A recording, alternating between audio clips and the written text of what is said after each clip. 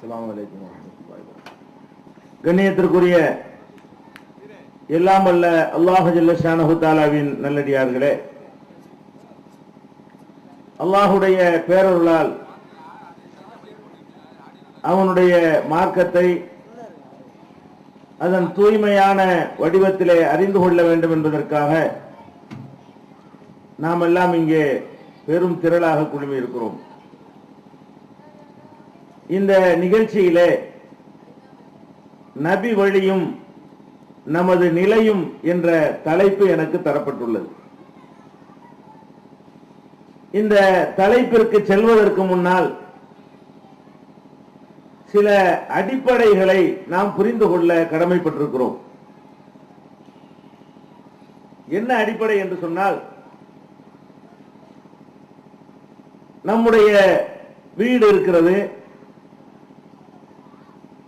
அந்த வீட்டிலே ஒரு மாறுதலை நாம் செய்ய வேண்டும் என்று சொன்னால், வீட்டுக்கு யார் உரிமையாளர்களாக இருக்கிறார்களோ அவர்கள்தான் அந்த மாறுதலை செய்ய முடியும். நீங்கள் ஒரு வீடு கட்டுகிறீர்கள், அங்கே கொத்தனார் அதற்கான வேலையை செய்து கொண்டிருக்கிறார்.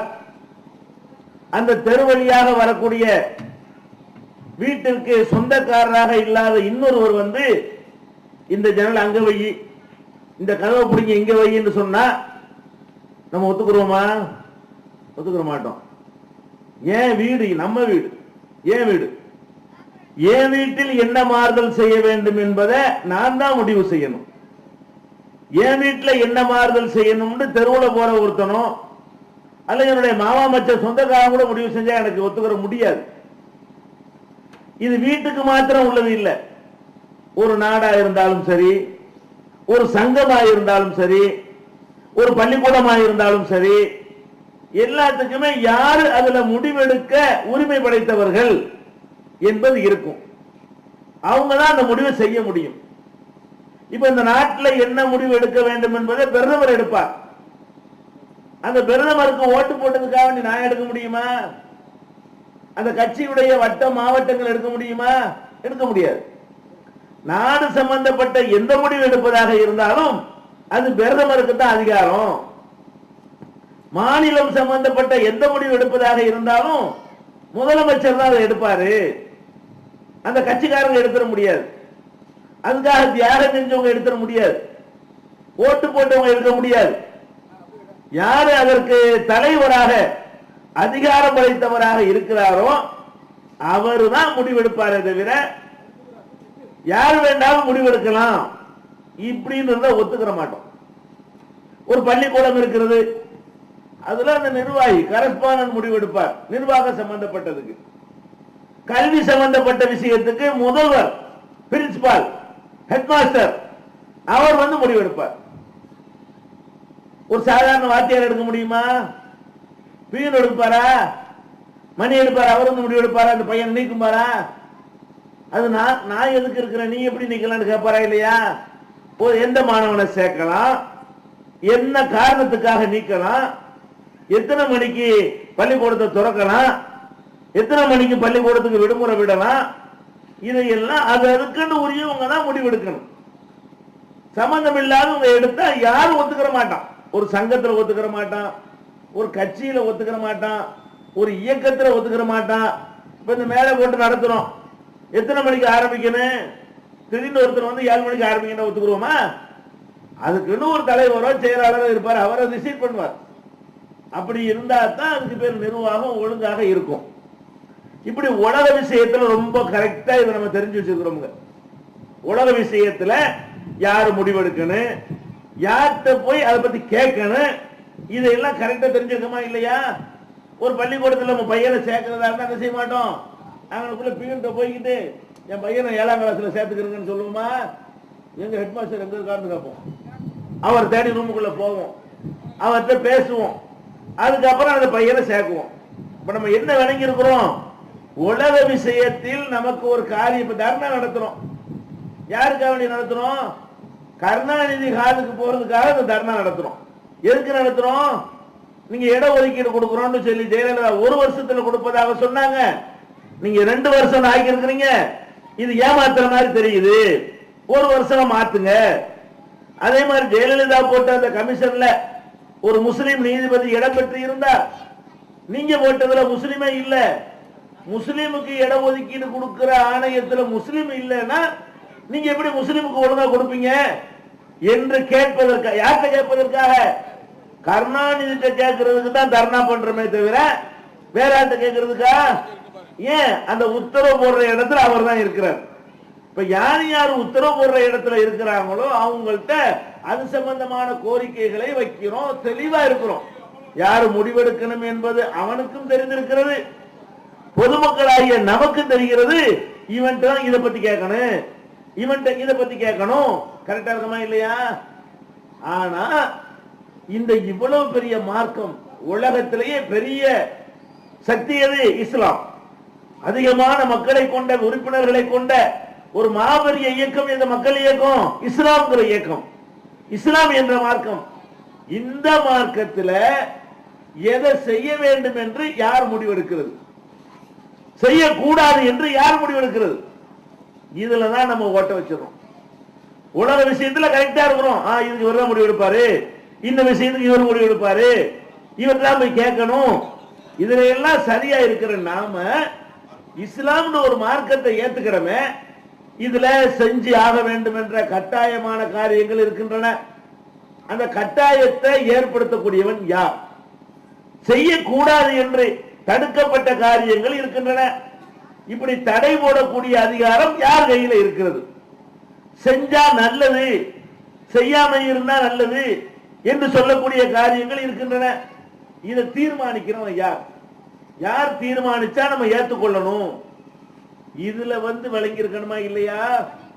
இதுல நம்ம குழம்புன காரணத்தினால்தான் நபி வழியும் நமது நிலையும் என்ற இப்ப தலைப்பு தரப்பட்டிருக்கிறது. நம்ம யாரு இந்த மார்க்க சம்பந்தமா முடிவெடுக்க வேண்டுமோ அவங்கள்ட்ட போகாம, யாருக்கு முடிவெடுக்கிற அதிகாரம் இல்லையோ அவங்கள்ட்ட போய்கிட்டு கேட்டுட்டு இருக்கிறோம். நமக்கு இடஒதுக்கீடு வேணும் என்பதை நம்ம யார்கிட்ட கேட்கிறோம்? உங்க ஊர்ல மாங்கனாம்பட்டில் ஒரு பஞ்சாயத்து போர்டு இருக்கிறது. அந்த பஞ்சாயத்து போர்டுக்கு ஒரு தலைவர் இருப்பாரு. நம்ம ஊர்ல திரண்டுகிட்டு போய் நீ இடஒதுக்கீடு கொடுக்கணும்னு பஞ்சாயத்து போர்டு தலைவர் கேட்க முடியுமா? அட கிறுக்கு பையில, பஞ்சாயத்து போர்டு தலைவர் நான் என்னடா பண்ண முடியும்? கேட்க வேண்டிய இடத்துல போய் கேட்பியா? என்கிட்ட கேட்பியா அப்படின்னு சொல்லுவோமா இல்லையா? அப்ப நம்ம பஞ்சாயத்து போர்டு தலைவர்கிட்ட என்ன கேட்போம்? இந்த தெருவுல லைட் எரியலன்னு போய் கேட்போம், அது அவருக்கு செய்ய முடியும். சாக்கடை அடைச்சிக்கிருச்சுன்னு கேட்போம், அது அவருக்கு செய்ய முடியும். தெருவுலாம் சுத்தம் இல்லாம இருக்குதுன்னு கேட்போம், அதை செய்ய முடியும். மண் சாலையாக இருக்கிறது தார் சாலையாக அல்லது சிமெண்ட் சாலையாக மாத்துங்க அப்படின்னு கேட்க முடியும், அது அவருக்கு செய்ய முடியும். அப்ப பஞ்சாயத்து போர்டு தலைவர்கிட்ட போயிட்டு எதை கேட்க மாட்டோம்? நீ இடஒதுக்கீடு தருவியா இல்லையா? மெடிக்கல் காலேஜ் எப்ப கட்ட போறேன்னு கேட்போமா? கேட்க மாட்டேங்க. இவன் எப்படி மெடிக்கல் காலேஜ் கட்டுவான்? பஞ்சாயத்து போர்டு தலைவர், அவனுக்கு பவர் கிடையாது. அப்ப யார் யாருக்கு என்னென்ன பவர் இருக்கிறதோ அவங்கள்ட்ட தான் அதை கொடுக்கணுமே தவிர, பவர் இல்லாதவற்றை கொண்டு ஒரு அதிகாரத்தை கொடுத்தால் நம்மள மாதிரி கிறுக்கம் யாரும் கிடையாது. அப்படி ஒரு மாதிரி பஞ்சாயத்து போர்டுல கேட்டா கிறுக்கீங்களா இல்லையா? கேட்க கூடாத இடத்துல போய்கிட்டு கேட்டா அவனை என்ன செய்வோம்? அட மரகரண்டு போயிட்டான், இவன் எங்க போய் என்னத்தை கேட்கறான் அப்படின்னு சொல்லுவோமா இல்லையா? அப்ப இத உலக விஷயத்துல ரொம்ப கவனமா இருக்கிறோம், நம்ம தெரிஞ்சு வச்சிருக்கோம். யார் யார்கிட்ட என்னென்னத்தை கேட்கணும் கரெக்டா வழங்கி வச்சுக்கிறோமா இல்லையா? அது ஒரு பையன் இருக்கிறான், ஒரு பையனுக்கு சைக்கிள் வேணும், டூ வீலர் வேணும். அவன் அப்பன்ட்ட போய் கேட்பானா? எவன் அப்பன்ட்ட போய்கிட்டு எனக்கு ஒரு சைக்கிள் வாங்கி கேட்பானா? ஒரு பையனுக்கு தெரிகிறது நமக்கு வேணுங்கிற இந்த சைக்கிளை நம்ம அப்பன்ட்ட தான் கேட்கணும், நம்ம ஆத்தாட்ட தான் கேட்கணும். யாருடைய அப்பன்ட்டையோ யாருடைய ஆத்தாட்டையோ கேட்டா கிடைக்காது.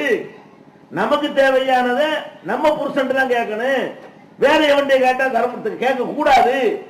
கேட்டாலும் அது தரமாட்டான், தந்தாலும் அது சரியில்லை அப்படின்னு விளங்கி இருக்கோம்ல, எல்லாத்துக்கும் கரெக்டா இருக்கோம்ல. அப்போ ஒவ்வொரு மனுஷன் விளங்குறான் யார்கிட்ட எதை கேட்கலாம், இதை கேட்கிற அதிகாரம் யாருக்கு உரியது. அப்ப துன்யாவோட ரொம்ப கேர்ஃபுல்லா இருக்கிறீங்க, ரொம்ப கவனமா இருக்கிறீங்க. உலக விஷயங்கள்ல நீங்க இந்த மாதிரி பைத்தியக்காரத்தனமான காரியங்களை நம்ம செய்வது இல்லை. தீனு வரக்கூடிய நேரத்தில், இபாதத்துன்னு வரக்கூடிய நேரத்தில் நம்ம எப்படி போய்கிட்டு இருக்கிறோம்? அதுக்கு அதிகாரம் படைச்சவன் யாருங்கிறது விளங்காததுனால அஜர்த்து சொன்னா மார்க்கம், ஊர்ல எது வழக்கமா இருந்தா அது மார்க்கம், அதிகமான மக்கள் என்ன சொல்றாங்களோ அது மார்க்கம். அப்படின்னா அந்த அதிகமான மக்களுக்கு இந்த முடிவு செய்யற அதிகாரத்தை அல்லாஹ் கொடுத்திருக்கிறானா? கொடுக்கல. இந்த மார்க்கத்தை, தீனுல் இஸ்லாம் என்ற இந்த மார்க்கத்தை பொறுத்தவரை என்ன முடிவு எடுப்பதாக இருந்தாலும் அதை அல்லாஹ் தான் எடுப்பான். அல்லாஹ்வை தவிர யாரும் இந்த மார்க்க சம்பந்தமா முடிவு எடுக்கவே முடியாது. ஏன்? அல்லாஹ் குர்ஆன்ல சொல்லி காட்டுகிறான், அலா லில்லாஹி தீனுல் காலிஸ், இந்த தூய்மையான இந்த மார்க்கம் அல்லாஹ்வுக்கு சொந்தம். இந்த மார்க்கத்துக்கு ஒரு உரிமையாளர் இருப்பான்ல, இந்த வீட்டுக்கு ஒரு உரிமையாளர் இருக்கிற மாதிரி இந்த மார்க்கத்துக்கு உரிமையாளர் யாரு? அஜர்த்துமார்கள் கிடையாது, ஜமாத்தார்கள் கிடையாது, மகான்கள் பெரியார்கள் கிடையாது. இந்த மார்க்கத்துக்கு உரிமை படைத்தவன் யார் என்று சொன்னால் அகில உலகத்தையும் படைத்த இறைவன், இந்த மார்க்கத்தை தந்த இறைவன். அவன் தான் இந்த மார்க்கத்தில் முடிவெடுப்பான். குர்ஆன்ல தெளிவா இருக்கா இல்லையா? ஆதம் அலைஹிஸ்ஸலாம் அவங்க தான் முதல் மனிதர். நம்ம எல்லாரும் அவர் வழியாகத்தான் பிறந்திருக்கிறோம். நம்ம எல்லாத்துக்கும் தகப்பன் யாரு? ஆதம் நபி தான். நம்ம எல்லாருக்கும் தாய் யாரு? ஹவ்வா தான். அந்த ஆதம் அலைஹிஸ்ஸலாம் அவர்களுக்கு அல்லாஹ் கொடுத்திருக்கான அறிவு, அவ்வளவு அறிவை கொடுத்திருந்தான். எவ்வளவு பெரிய அறிவு! மலக்குகள் ஆதம் அலைஹிஸ்ஸலாத்தை படைக்க கூடாதுங்கிறாங்க. அல்லாஹ் படைக்கிறான். படைச்சிட்டு மலக்குகளுக்கும் ஆதமுக்கும் போட்டி வைக்கிறான். போட்டியில ஆதம் நபி ஜெயிக்கிறாங்க. கேட்ட கேள்விக்கெல்லாம் பட்டு பட்டுன்னு பதில் சொல்றாங்க. மலக்குமார்கள்லாம் பல ஆண்டுகளாக படைக்கப்பட்டு இருந்தாங்களே, அவங்க திரு திருன்னு முடிக்கிறாங்க. இப்பதான் படைக்கப்பட்டிருக்காரு ஆதம, அவர் படிச்சுன்னு பதில்களை சொல்றார். அப்ப என்ன சொல்றான்ல, பாத்தீங்களா, படைக்க வேணான்னு சொன்னீங்களே, நான் எப்படிப்பட்ட ஒரு ஜீனியஸ, ஒரு மேதையை படைத்திருக்கிறேன் தெரியுதா அப்படின்னு அல்லாஹ் சொல்லிவிட்டு இவருக்கு பணியுங்கள், பணிகிறார்கள். மாணவர்கள் மலக்குகள் ஆதம் நபிக்கு மரியாதை செலுத்துகிறார்கள். இப்ப அவ்வளவு பெரிய அறிவு யாருக்கு இருந்தது? ஆதம் அலைஹிஸ்ஸலாத்துக்கு இருந்தது. அவருக்கு இருந்த அறிவுடைய சின்ன சின்ன துகள்கள் தான் நமக்கு அப்படி மரபு வழியா ஒட்டிக்கிட்டு இருக்கிறது. அதை கம்ப்யூட்டர் ஒருத்தங்க கண்டுபிடிச்சான்னு சொன்னா அதெல்லாம் அங்கேருந்து இறக்குமதி ஆனதுங்க. அதெல்லாம் ஆதம் அலைஹிஸ்ஸலாத்திடம் இருந்து அப்படி இறங்கி வந்தது. என்ன இந்த உலகத்தில் நீங்கள் பார்க்கிறீர்களோ அவ்வளவு கண்டுபிடிப்புகளுக்கான அறிவும் அவர் வழியாக, மரபு வழியாக நமக்கு கிடைத்த அருட்கொடைகள். அப்ப அவ்வளவு பெரிய மேதை தானே ஆதம் அலைஹிஸ்ஸலாம். அவர் ஒரு தப்பு செஞ்சிட்டார் என்பதற்காக வேண்டி அல்லாஹ் அவரை வெளியே போங்கிறான், வெளியேற்றுறான். ஒரு குறிப்பிட்ட மரத்தை நெருங்காதுன்னு அல்லாஹ் சொல்றான். அவர் மீறுகிறார், அவரை வெளியே போண்டு அல்லாஹ் விரட்டுறான். விரட்டும் போது என்ன சொன்னான் தெரியுமா? இதான் முக்கியம்.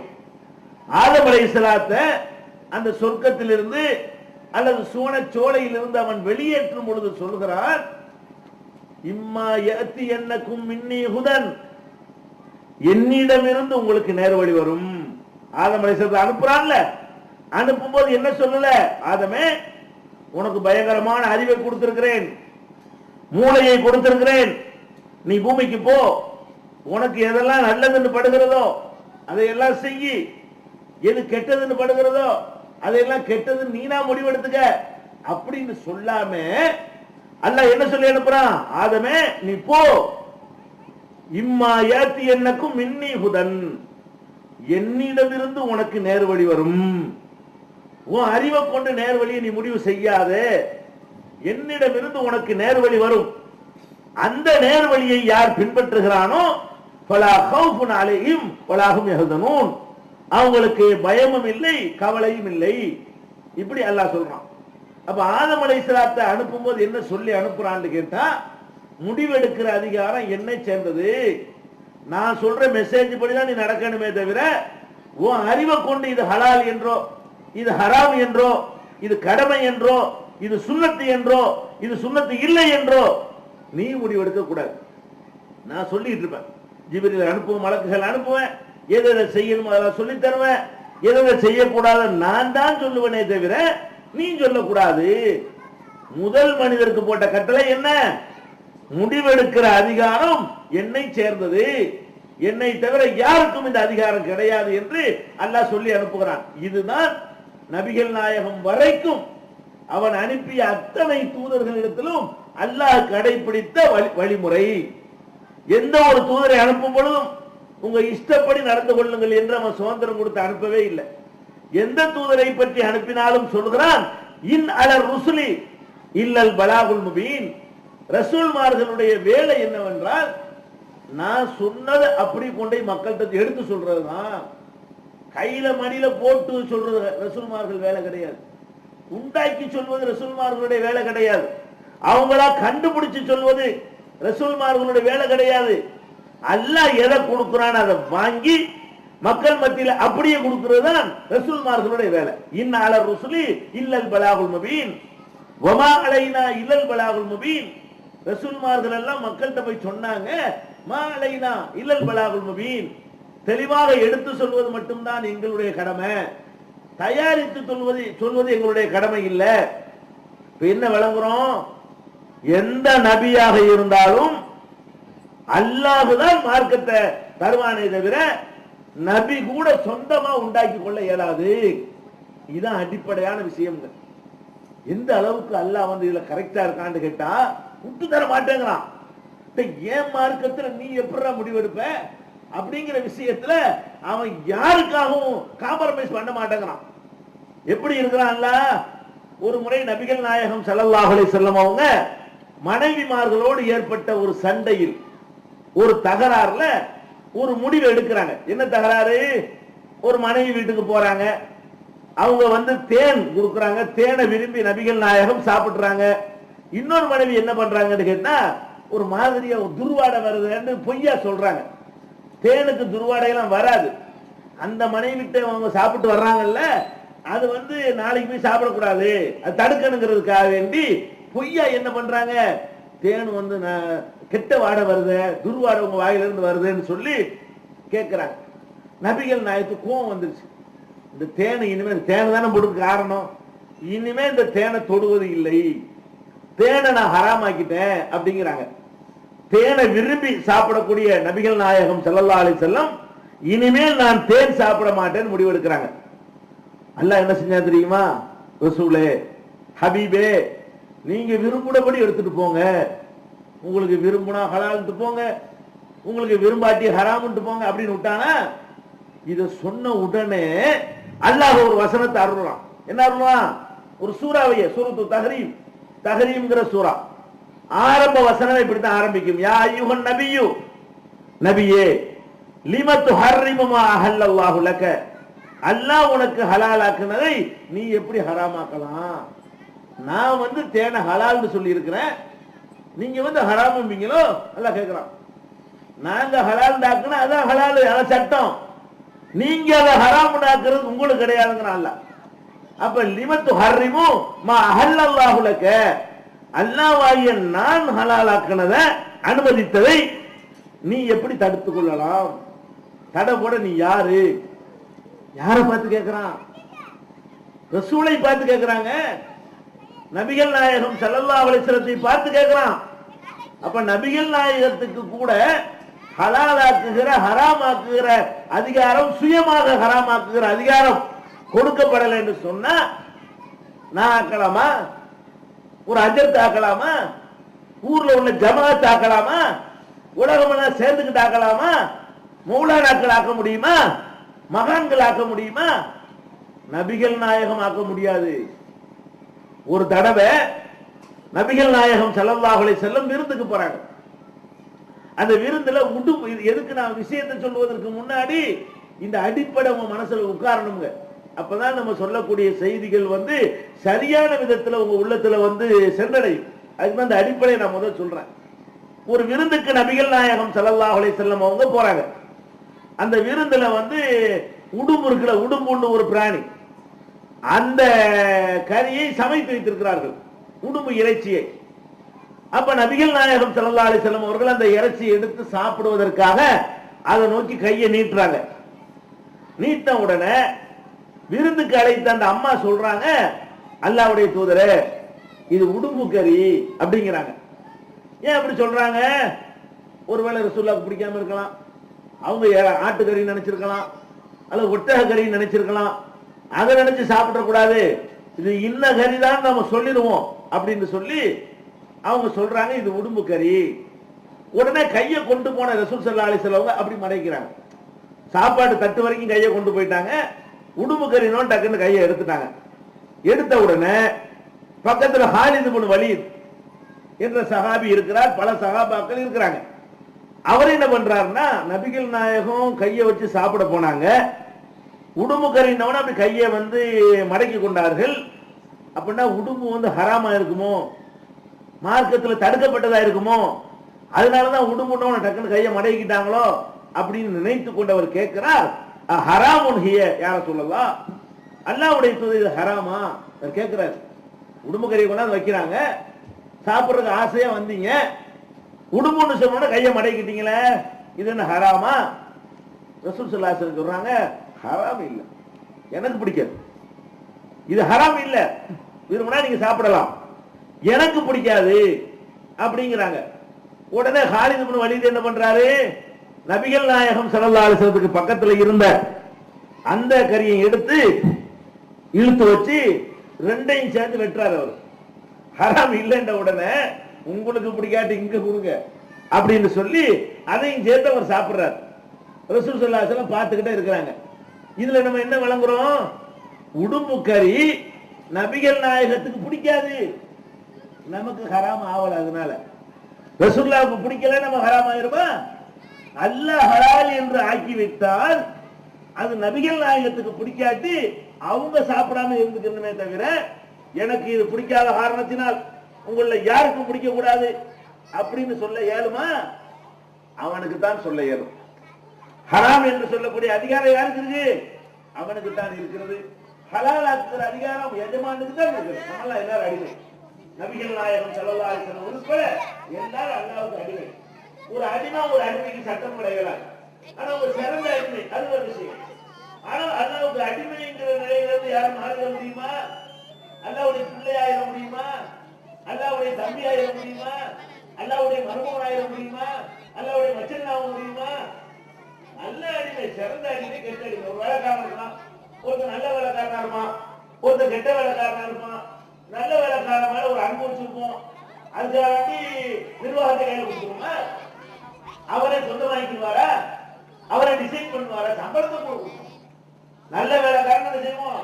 சம்பளத்தை கொடுப்போம். பார்க்கும்போது நல்ல சிரிச்சு பேசுவோம். நல்ல வேலைக்காரன் இல்லாட்டி ஒரு மாதிரியா முகத்தை சுருச்சிட்டு பேசுவோம். இவ்வளவுதான் செய்வோமே தவிர பங்காளி ஆக்கிடுவோமா? ஆக்க மாட்டோம். நம்ம ஆக்கினால் ஆக்கிடுவோம் சில விஷயங்களை, அவன் ஆக்க மாட்டான். அல்லாஹ்வை பொறுத்த வரைக்கும் அவனை பொறுத்தவரைக்கும் அம்புட்டு அடிமை. திருமலை குர்ஆன்ல சொல்லி காட்டுகிறான், இதுக்குள்ள மம்மி சமாவாத்தி உள்ளவனை இல்ல ஆக்கியர் ரஹ்மானி அம்தா, வானங்களிலும் பூமியிலும் இருக்கிற யாராக இருந்தாலும் ரஹ்மான் இடத்திலே அல்லாஹ்விடத்திலே அடிமையாகத்தான் வந்தாக வேண்டும். வானத்தில் இருக்கிற யார் ஜிப்ரீலா இருந்தாலும் சரி, மீகாயிலா இருந்தாலும் சரி, அடிமையாகத்தான் அவர் வந்தாக வேண்டும். இதுதான் இஸ்லாத்தினுடைய நிலைப்பாடு. அப்ப நம்ம முதல்ல புரிந்து கொள்ளணும், இந்த மார்க்கத்துல ஒரு விஷயத்தை கூடும்னு சொல்வதாக இருந்தால் அதை அல்லாஹ் தான் சொல்லணும்.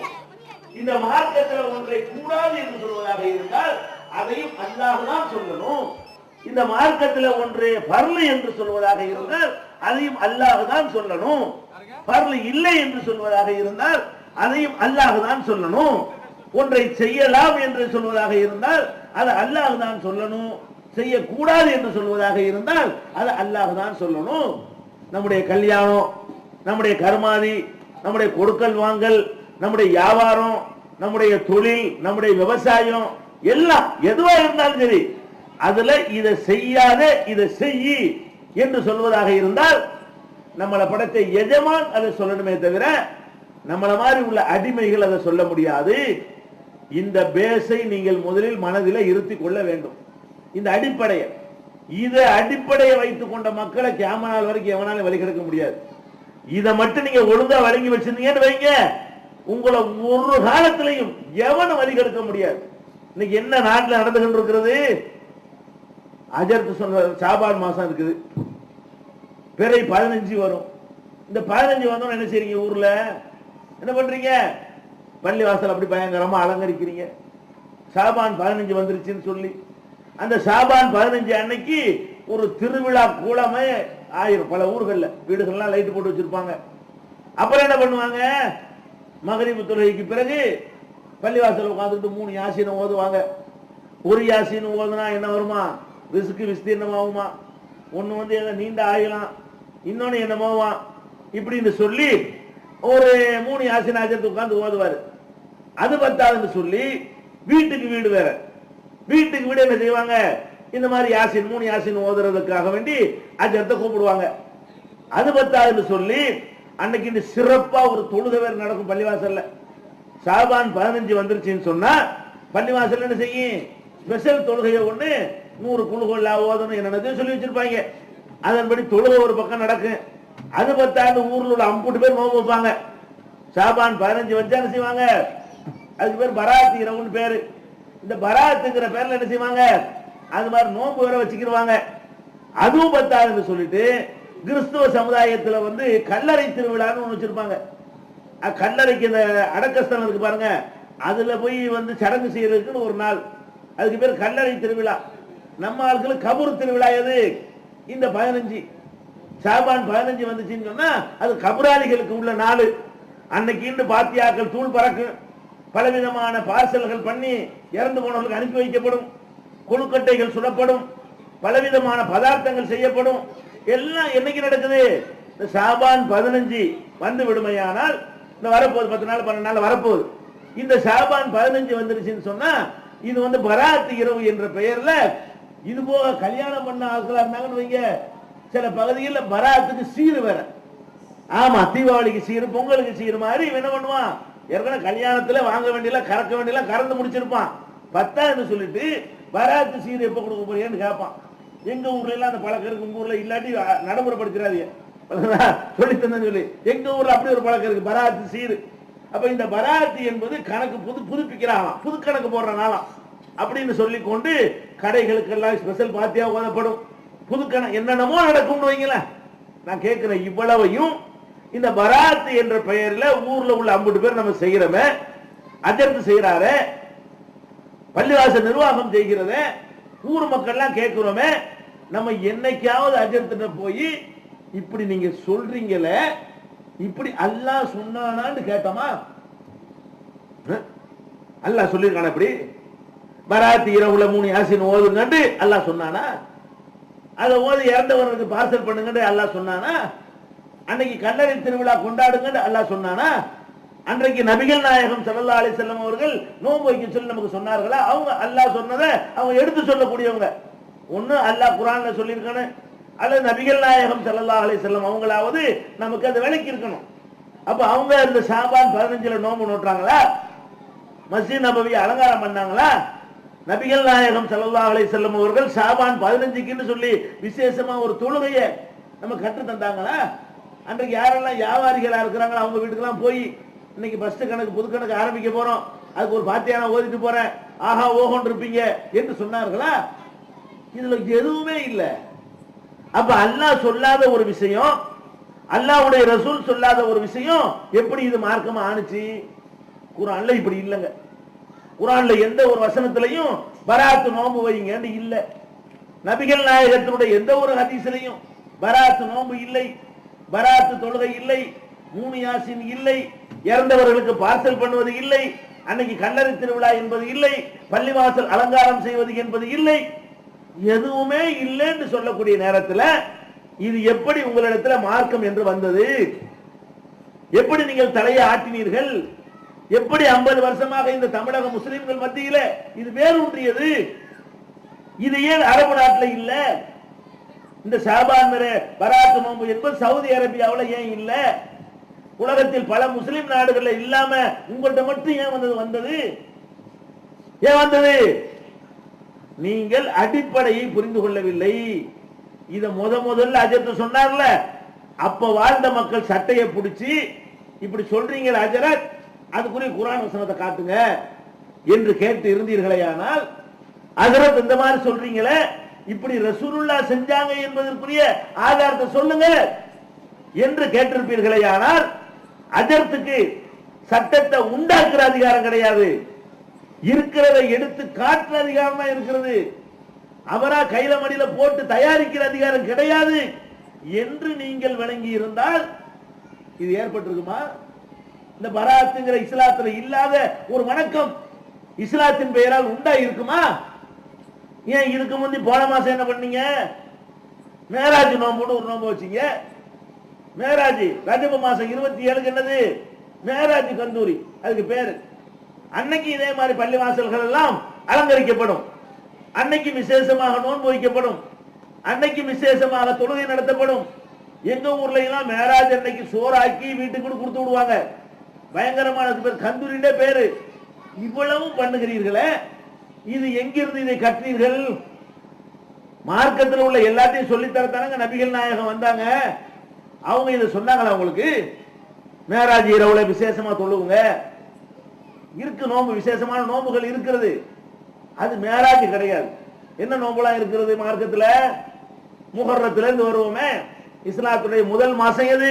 முஹர்ரம், ஃபர்ஸ்ட் மாசம். முஹர்ரம் மாசத்துல ஒரு நோம்பு இருக்கிறது. என்ன நோம்பு?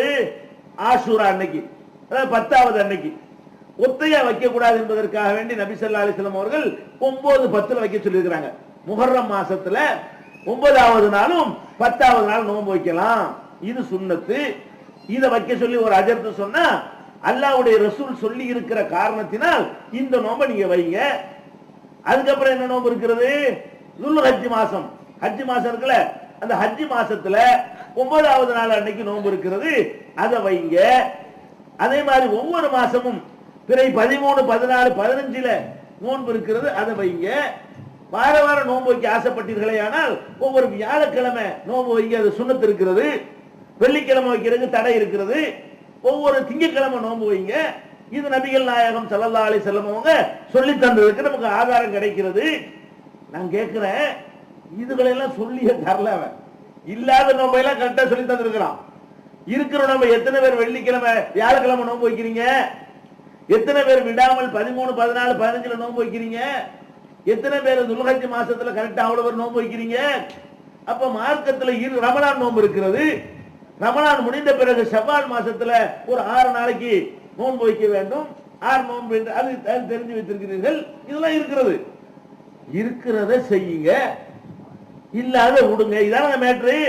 இது எதனால இது வந்தது என்றால், நபிகள் நாயகத்தின் வழியாகத்தான் நமக்கு மார்க்கம் கிடைக்கும். அல்லாஹ் அதிகாரம் படைச்சவன்.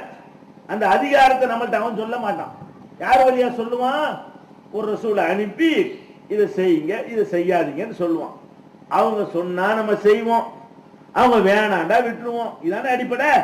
அப்ப நம்ம பார்க்கணும், மார்க்கம் என்ற பெயர்ல இல்லாத விஷயங்கள் எல்லாம் நிறைய நுழைந்திருக்கிறது. காரணம், நம்ம விளங்கி கொண்டோம் அஜர்த்து சொன்னா சரியா இருக்கும். அதான காரணம். அல்லாஹ் குர்ஆன்ல சொல்லி காட்டுகிறான், மறுமை நாளையில, நியாய தீர்ப்பு நாளையில கெட்டவர்கள் எல்லாம் நரகத்துக்கு போவாங்க, நல்லவங்க சொர்க்கத்துக்கு போவாங்கன்னு விளங்கி வச்சிருக்கிறோம். ஒரு சாரார் நரகத்துல போட்டு அல்லாஹ் புரட்டுவான். நரகத்துல போட்டு சிலரை போட்டு அல்லாஹ் புரட்டுவான். அந்த குர்ஆன்ல அல்லாஹ் சொல்லி காட்டுகிறான், யௌம துகல்லபு வுஜூஹும் பின்னார், சில முகங்கள் நரகத்தில் போட்டு புரட்டப்படும். நரகத்துல போட்டு மூஞ்சியை போட்டு அல்லாஹ் வறுக்குவான். அப்ப புரட்டப்படும் போது சும்மா புரட்டுவான் அல்ல.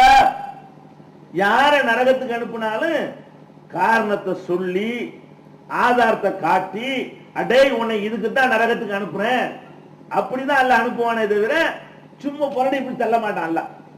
யார நரகத்துக்கு அனுப்புனாலும் சரி, யார சொர்க்கத்துக்கு அனுப்புனாலும் சரி, அந்த மார்க் ஷீட்டை கொடுத்து, சார்ஜ் ஷீட்டை கொடுத்து தான் அல்லாஹ் அவனை பரிசோதனையும் கொடுப்பான். குர்ஆன்ல அப்படி நம்ம படிச்சிருக்கிறோம். ஏராளமான ஹதீஸ்கள்ல பார்க்கிறோம். அல்லாஹ் என்ன செய்வான்? ஒரு புக்கத்துக்கு கையில தூக்கி போடுவான். இக்ரா கிதாபக, டேய் உன் புத்தகத்தை படிமா, தூக்கி போடுவான். புத்தகத்தை படுறா. கஃபா பி நஃப்ஸிகல் யௌம அலைக ஹஸீபா, உன்னைய பத்தி மதிப்பு போடுவதற்கு நீனே போதும்டா, படி. இந்த பேப்பரை படுறா. நீ என்னென்ன அக்கிரமம் பண்ணியோ என்ன இதுல இருக்கு பாத்துக்க. எது எது ஃபெயிலு இருக்கு, எது எதுல கோழி முட்டை அதெல்லாம் இதுல இருக்குதா பாத்துக்க அப்படின்னு சொல்லி ஒவ்வொரு மனுஷனுக்கு என்ன செய்வான்? அவன் சொல்லுவானா, மாலி ஹாதல் கிதாப், இது என்னடா ஒரு புஸ்தகம். நரகத்துல தூக்கி போட்டவன அவனுக்கு புரியுது, ஆஹா நம்ம பெரிய வேலை பண்ணி மிஸ்டேக்ல பண்ணிருக்கோம். என்ன மிஸ்டேக்? யா லைத்தனா அதான அல்லாஹ் வ அதான ரசூலா, அல்லாவுக்கு கட்டுப்படாம போயிட்டோமே, அல்லாவுடைய ரசூலுக்கு கட்டுப்படாம போயிட்டோமே. இன்னா அதானா சாதத்தனா குபரானா, நம்முடைய தலைவர்களுக்கும் பெரியார்களுக்கும் கட்டுப்பட்டோம். பாலல் சபீலா, நம்மை அவர்கள் வழிகெடுத்து விட்டார்களே. எங்க புலம்புறான்? நரகத்துல போட்டு வறுக்கும் போது நரகவாசி சொல்றான், அல்லாஹ் சொன்னதை கேளுங்கன்னு சொன்னாங்களே, அதை கேட்கலையே. அல்லாஹ்வுடைய ரசூல் சொன்னதை கேளுன்னு சொன்னாங்களே, அதை கேட்கல. நம்ம எங்களை நரகத்துல போடுறீங்கள, சரி போட்டுக்க. எங்களை கெடுத்தாங்க பாரு, அதுக்காக டபுள் கூட எங்களுக்கு. எவ்வளவு ஒரு கிறுக்கு பையன் என்ன பண்ணி விட்டான், விறகு வெட்டியாருக்கு சாண்டு ஒரு புஸ்தகத்தை எழுதி விட்டான். ஒரு கிறுக்கு பையன், மார்க்கத்தை அறியாத ஒரு மடைய, விறகு வெட்டியாருக்கு சாண்டு ஒரு புஸ்தகத்தை எழுதி, ஒரு ஜாபர் சாதிக்கு இமாம் அவர்கள் இருந்தார்கள், அவர்கள் அப்படியே காட்டு வழியா போய் கொண்டிருந்தார்கள். அங்கே ஒரு விறகு வெட்டி இருந்தான், அவன் ரொம்ப கஷ்டப்பட்டு கொண்டிருந்தான். அப்ப அவர் வந்து சொல்லி கொண்டு போனார், யாராகிலும் ஒருவன் என் பெயர்ல இந்த மாதிரி இதை படித்து பாத்தியா ஓதி பூரி சுட்டு அதுக்கு கீறு பாயாசமெல்லாம் செய்து அதை வந்து ஓதுவானையானால் அவன் பணக்காரன் ஆயிருவான் என்று ஜாபர் சாதிக்கு சொல்லி கொண்டு போனார். இதை கேட்ட விறகு வெட்டி அதே மாதிரி செய்தான். செய்த உடனே பெரிய கோடீஸ்வரன் ஆகிவிட்டான். ஊர்ல உள்ள எல்லா பொம்பளைகளும் வந்து என்னன்னு கேட்டார்கள். அவன் இதை சொன்னான். 50 பேரும் புரியா பாத்தியா சுட்டு எழுந்தாங்க, இப்படி எழுதிட்டானா உடனே ஆசை, இவ்வளவு சாத்தா பணக்காரன் இப்படி வழி இருக்க, ஒரு பூரியா பாத்தியாவிலேயே நம்ம கோடி எப்படி நம்ம ஆய்வுடைய பணக்காரன் ஆகுறதுக்கு இப்படி பாத்தியா அவனுக்கு அல்லா சொன்னானா, அல்லாவுடைய ரசூல் சொன்னாங்களா? நீங்க என்ன பண்றீங்க? இந்த பூரியாம நான் கேட்கிறேன், பூரியாம் பாத்தியா ஓதி பணக்காரன் ஆகலாம்னு இருந்தா முதல்ல அஜர்த் ஆயிருக்க மாட்டாரா? எந்த அஜர்த்தாவது பணக்காரன் சேர்த்து பார்த்துக்கலாம் வாழ்க்கையில? மற்ற எல்லாத்தையும் விட 5 வருஷம் நீங்க கொடுக்குறத கை நீட்டி வாங்கக்கூடியவராகத்தான் அல்ல அஜர்த்தை கண்ணு முன்னாடி காட்டுறாலே புரிஞ்சு பாத்துக்க. எப்படி காட்டுற ஆதாரம்? இந்த அஜர்த்து சொன்னா பூரியா பாத்தியாவனா பணக்காரன் ஆகணும் சொல்றாருல, அது நிஜமா இருந்தால் இந்த அஜர்த்தியா இப்படி இருக்கிறாரு. நம்ம ஊர்ல எந்த ஊர்லயாவது எந்த அஜர்த்தாவது பெரிய அரண்மனை கட்டி சொகுசா நீச்சல் குளத்தோட ஒரு 7-8 சவரன் கார் வச்சுக்கிட்டு பென்ஸ் கார் வச்சுக்கிட்டு போற அஜர்த்தி யாராவது இருக்காங்களா? இல்ல. இப்ப பெருசா போட்டுப்பாரு, அவ்வளவுதான். எந்த பணக்காரன் ஆயிட்டாரு நான் கேட்கிறேன். ஆனதா அதே நேரத்தில் இந்த பூரியா பாத்தியாவனா சவுதி அரேபியாவில் கிடையாது, பெரிய பணக்காரன். குவைத்துல கிடையாது பூரியா பாத்தியா. அங்க போய் 60 தீனார் சம்பளம் வாங்கிட்டு இங்க என்ன செய்யலாம்? 60 தீனாருக்கு சம்பளம், மாத சம்பளம் 60 தீனாருக்கு 10,000 ரூபாய். இங்க அங்க போய்கிட்டு 60 ரூபாய் சம்பளம் வாங்கினா நம்ம நாட்டுக்கு எவ்வளவு மதிப்பது? 10,000 ரூபாய் ஆகுது. அப்ப எப்படிப்பட்ட பணக்காரனா இருக்காங்க பாத்தீங்களா? பூரியா பாத்தியா ஓதாதவன், பூரியா பாத்தியா ஓதாதவன் வீட்டுல போய் எருமமாடியில ஒட்டணுமா, ஒட்டகத்தை மேய்ச்சி விட்டு இவங்க பணக்காரனா இருக்கான். பூரியா பாத்தியா ஓதாத ஒரு நாட்டுல அவன் விட்டு ஒட்டகத்தை மேய்க்கிறான். ஒட்டகத்தை மேய்ச்சி நீ பணக்காரனா இருக்கிறீங்க, அப்ப அவன் எப்படி பணக்காரனா இருப்பான்?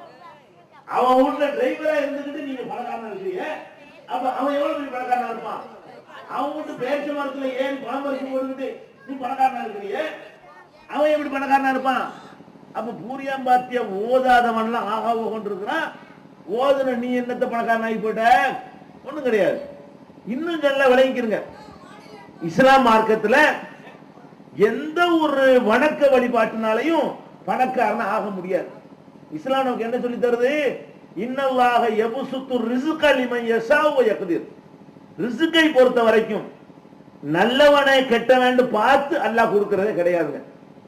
ஒரு ஆளுக்கு அல்லாஹ் ரிஸ்க் கொடுக்கறான்னு சொன்னா, ஒரு பெரிய கோடீஸ்வரரா போயிட்டாரு, இவர் கோடீஸ்வரரா இருக்கிற காரணத்தினால இவர் நல்லவர் சொல்ல இயலுமா?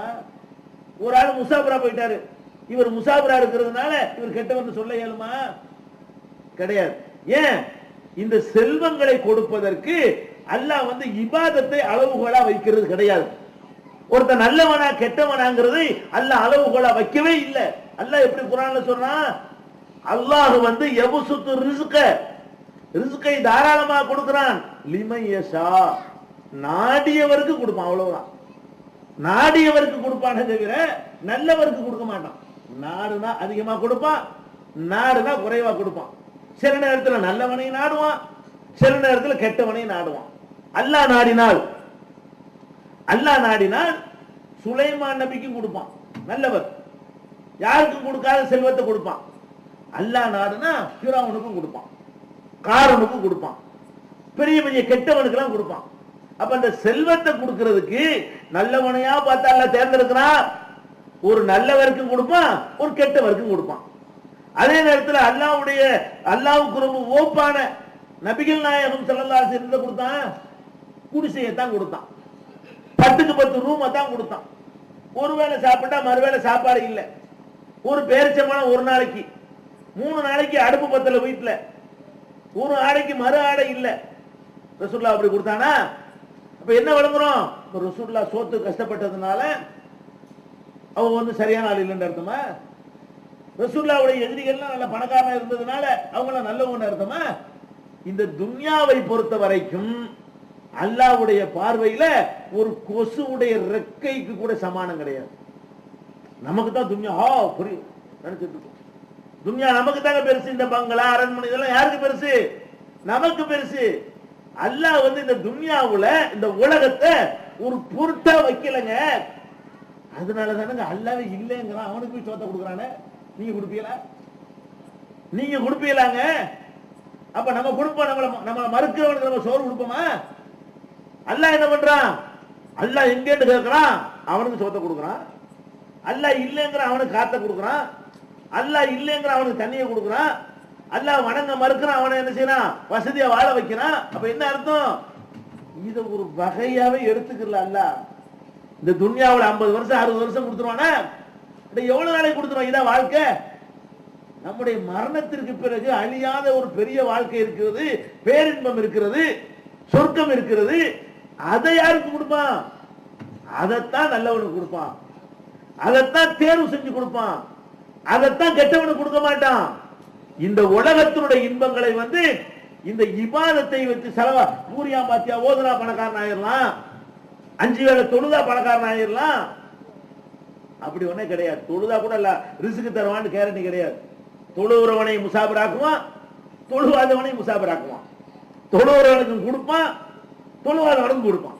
அவன் நாடுனா கொடுப்பான், அவ்வளவுதான். இவனுக்கு கொடுக்கணும், இவனுக்கு கொடுக்க கூடாது. எந்த ரீசனும் யாரும் சொல்ல முடியாது, எந்த காரணமும் அவன்கிட்ட கேட்க முடியாது. அவன் விருப்பாது. இது மாதிரி சில விஷயங்களை எல்லாம் வச்சிருக்கிறான்.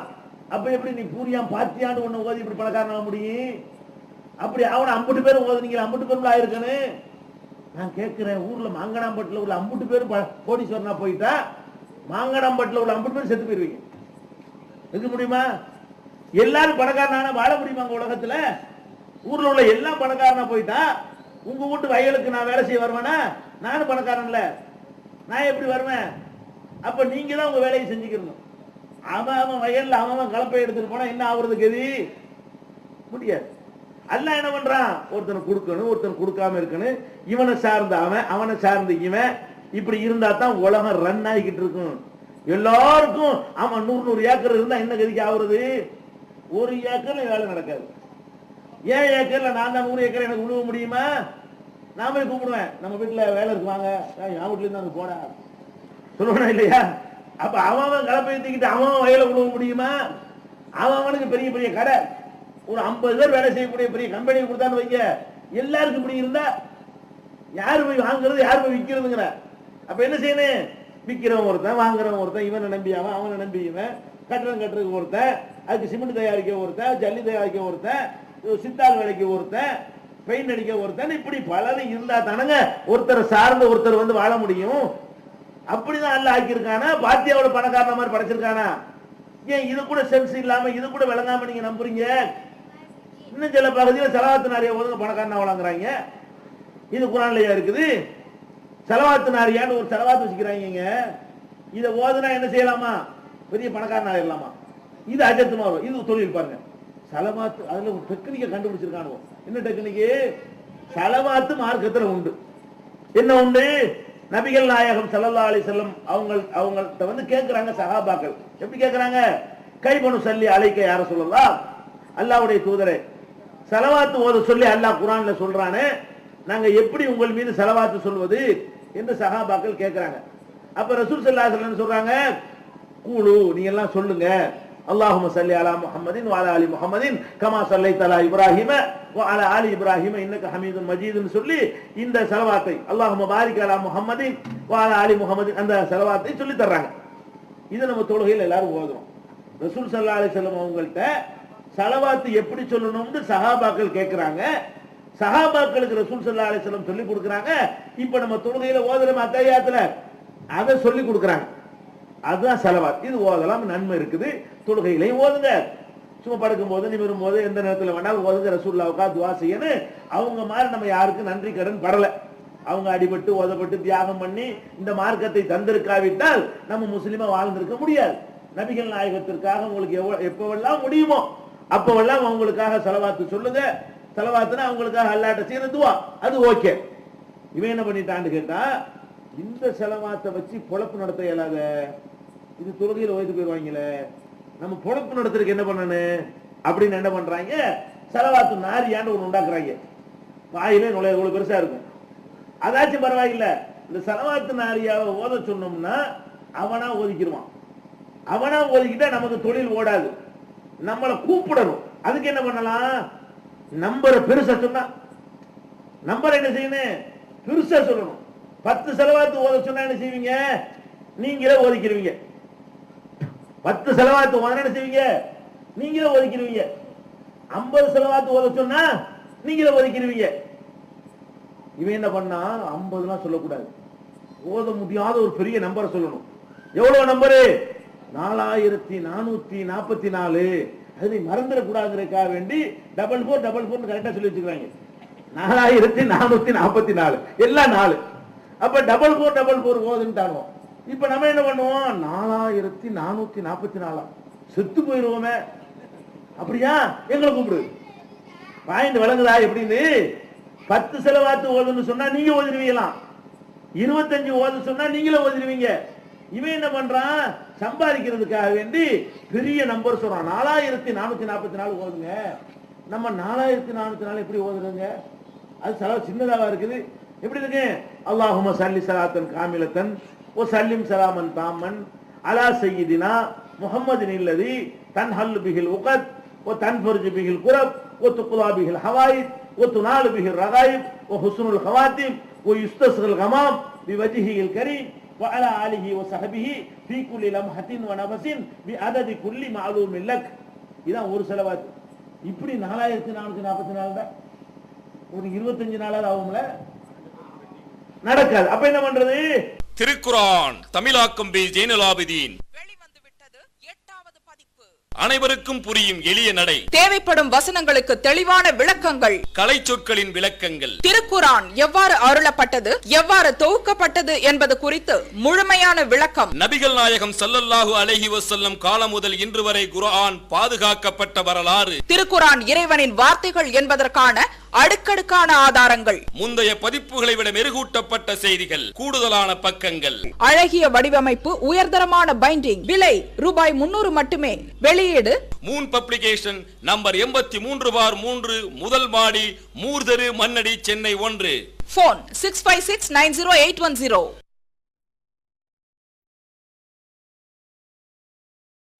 இவன் என்ன பண்ணா, 50 சொல்லக்கூடாது, ஓத முடியாத ஒரு பெரிய நம்பரை சொல்லணும். எவ்வளவு நம்பரு, 4444. அதை மறந்துடக்கூடாதுக்காக வேண்டி 4444 கரெக்டா சொல்லி வச்சுக்கிறாங்க.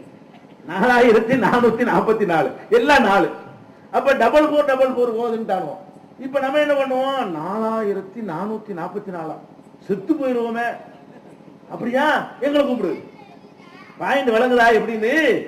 10 ஸலவாத்து ஓதுன்னு சொன்னா நீங்க ஓதிடுவீங்களாம், 25 ஓது சொன்னா நீங்களே ஓதிடுவீங்க. இவன் என்ன பண்றான், சம்பாதிக்கிறதுக்காக வேண்டி பெரிய நம்பர் சொல்றான். 4444 ஓதுங்க. நம்ம 4444 எப்படி ஓதுறங்க, அது செலவு சின்னதாக இருக்குது.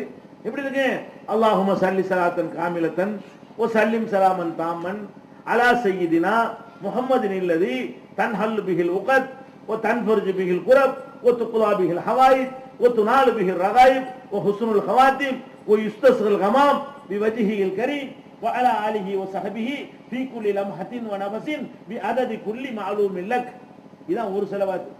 இப்படி 4444 தான். ஒரு 25 நாளாவது ஆகும்ல, நடக்காது. அப்ப என்ன பண்றது? நம்ம அஜர்த்துல போய் அஜர்த்து வந்து ஓதிருங்க. ஒரு ஆள் பத்தாது. இவ்வளவு நான் எப்படிப்பா ஓதுறது? நாங்க ஒரு 25 பேர் வருவோம், நாங்க ஒரு 15 பேர் வருவோம். நம்ம 4444 மொச்சக்கொட்டை, அல்ல 4444 புளியங்கொட்டை, அல்ல 4444 கொண்டக்கல்ல எல்லாத்தையும் அள்ளி போட்டு வச்சிருப்போம். அது என்ன செய்வாங்க? ஒண்ணு ஓதிட்டு அப்படி எடுத்து போடணும்ங்கிறதுக்காக உண்டாக்குனாங்க. நாங்களும் போய் ஓத போவோம். எப்படி ஓதுவோம்? அல்லாஹும்ம ஸல்லி ஸலாத்தன் காமிலத்தன் ஸல்லிம் ஸலாம்னு 40 போட்டுருவோம். ஸலாத் ஓதுமே ஒவ்வொன்றுக்கு ஒண்ணா போடுவோம். நாங்க ஓதாத ஸலவாத்துனாரியாவா? எப்படி ஓதுவோம்? கொண்டக்கல்லையை கொண்டாந்து குச்சி வச்சிருவாங்க. மும்பூட்டையும் ஓதி எப்போ ஓதிட்டு எப்போ போய் சேர்றது, சினிமாவுக்கு போகணுமே, மேட்னி ஷோக்கு போகணுமே, என்ன பண்ணுவோம்? இப்படிதான் மதரசா. சும்மா எல்லாம் ஏமாத்துறதுக்கு சொல்லி தரக்கூடியதாங்க மதரசா. அதுல என்ன பண்ணுவோம்? அல்லாஹும்ம ஸல்லி ஸலாத்தன் காமிலத்தன் 40-50 தூக்கி போட்டுருவோம். அப்ப மோதுறது ஒரு 200 ஓதி இருப்போம். 4444 மொச்சக்கொட்டையும் காலியாயிரும். இது என்னன்னா? இது வியாபாரமா? இது ஃப்ராடு? இது என்ன? இதுல வந்து பணக்காரன் ஆக முடியுமா? இது என்னங்க? இது ஏன் இப்படி மார்க்கத்தை கூத்தாக்குறீங்க, கேலி கூத்தாக்குறீங்க? இதான் ஒரு மார்க்கமா? அப்ப மார்க்கம் என்பது தொழுகை, நோன்பு, இபாதத்து, நல்ல அப்படி உள்ள வழிகாட்டுவீங்களா? இதை ஓதனா பணக்காரனாவலாம், அதை ஓதனா பணக்காரனாவலாம். பணக்காரனுக்கும் இதுக்கும் எந்த சம்பந்தமும் இல்லை. இப்படி பணக்காரன் ஆகுறதுக்குன்னு குறுக்கு வழி உங்களுக்கு என்ன செய்யறான்? உண்டாக்கி தந்திருக்கிறான். அதை கேட்டு நம்புறதுக்கு நீங்க ரெடியா இருக்கிறீங்க. இன்னும் எதை சொன்னாலும் நம்புவீங்க. பணக்காரன் ஆகுற விஷயத்துக்கு மட்டும் எதை விட்டு அடிச்சாலும் சரி செய்ய தயாரா இருக்கிறீங்க. பணம் அப்படிப்பட்ட விஷயமா இருக்குது. முதல் வருமா, நடக்குமா? இந்த பணத்தினால பெரிய பெரிய அறிவாளி படிச்சவனுங்கிறோம். இவனு எல்லாம் இந்த பணக்காரன் ஆகிற ஆசையில தான் ஏமாந்து போறாங்க. பாக்குறீங்களா இல்லையா? பைனான்ஸ் வர்றானுவோ, நான் வந்து அனுபவ சவுக்கு மரம் வைக்க போறேன், தேக்கு மரம் வைக்க போறேன், பாக்கு மரம் வைக்க போறேங்கிறான். நம்ம நாட்டுல எங்கடா பாக்கு மரம் முளைக்க முடியும்னு நம்ம நினைக்கல. என்ன பண்றோம்? அதுல கொண்டே பணத்தை எல்லாம் கொண்டே முடக்குவாங்க. அவன் அல்வா கொடுத்து ஓடி போயிடுவான். அவனை தேடி தெரிவாங்க. கொடுத்தவன யாருங்க? நீங்க ஏப்பா சாப்பையா? நல்லா படிச்சவன், டிகிரி வாங்கினவன், ரிட்டையர்டு ஆசிரியர், ரிட்டையர்டு கலெக்டர், இப்படி இந்த பணத்தை ஆசை வந்துருச்சுன்னு வைங்க, மூளை அவுட் ஆயிரும். என்ன கிறுக்குத்தனம் செய்ய சொன்னாலும் ரெடியா இருக்கணும். மத்தவன் செஞ்சுட்டு போனா ஒரு முஸ்லிம் இப்படி நம்பலாமா? இப்படி இல்லாம குறுக்கோடியில பணக்காரன் ஆகுறதுக்கு மார்க்கத்துல வழி இருக்குது. உழைச்சி சம்பாதிச்சா அல்லா நாடுனா ரிஸ்க் அதிகமா தருவான், நாடுலன்னா தேவையான அளவுக்கு தருவான். ஒண்ணும் இல்லாம சாவ விட்டுற மாட்டான் யாரையும். அல்ல எல்லாருக்கும் தருவேன்னு தான் சொல்றான். அப்ப அந்த மாதிரியான ஒரு அடிப்படையில் நம்ம புரிந்து கொள்ளாத காரணத்தினால, பேசிக்கான அடிப்படையை புரிந்து கொள்ளாத காரணத்தினால் இப்படி ஒரு தரங்கட்ட ஒரு நிலைமையை நம்ம பார்க்கிறோம். அதே மாதிரி என்ன செய்யறோம்? ஒரு மனிதன் நோய்வாய்ப்படுறான்.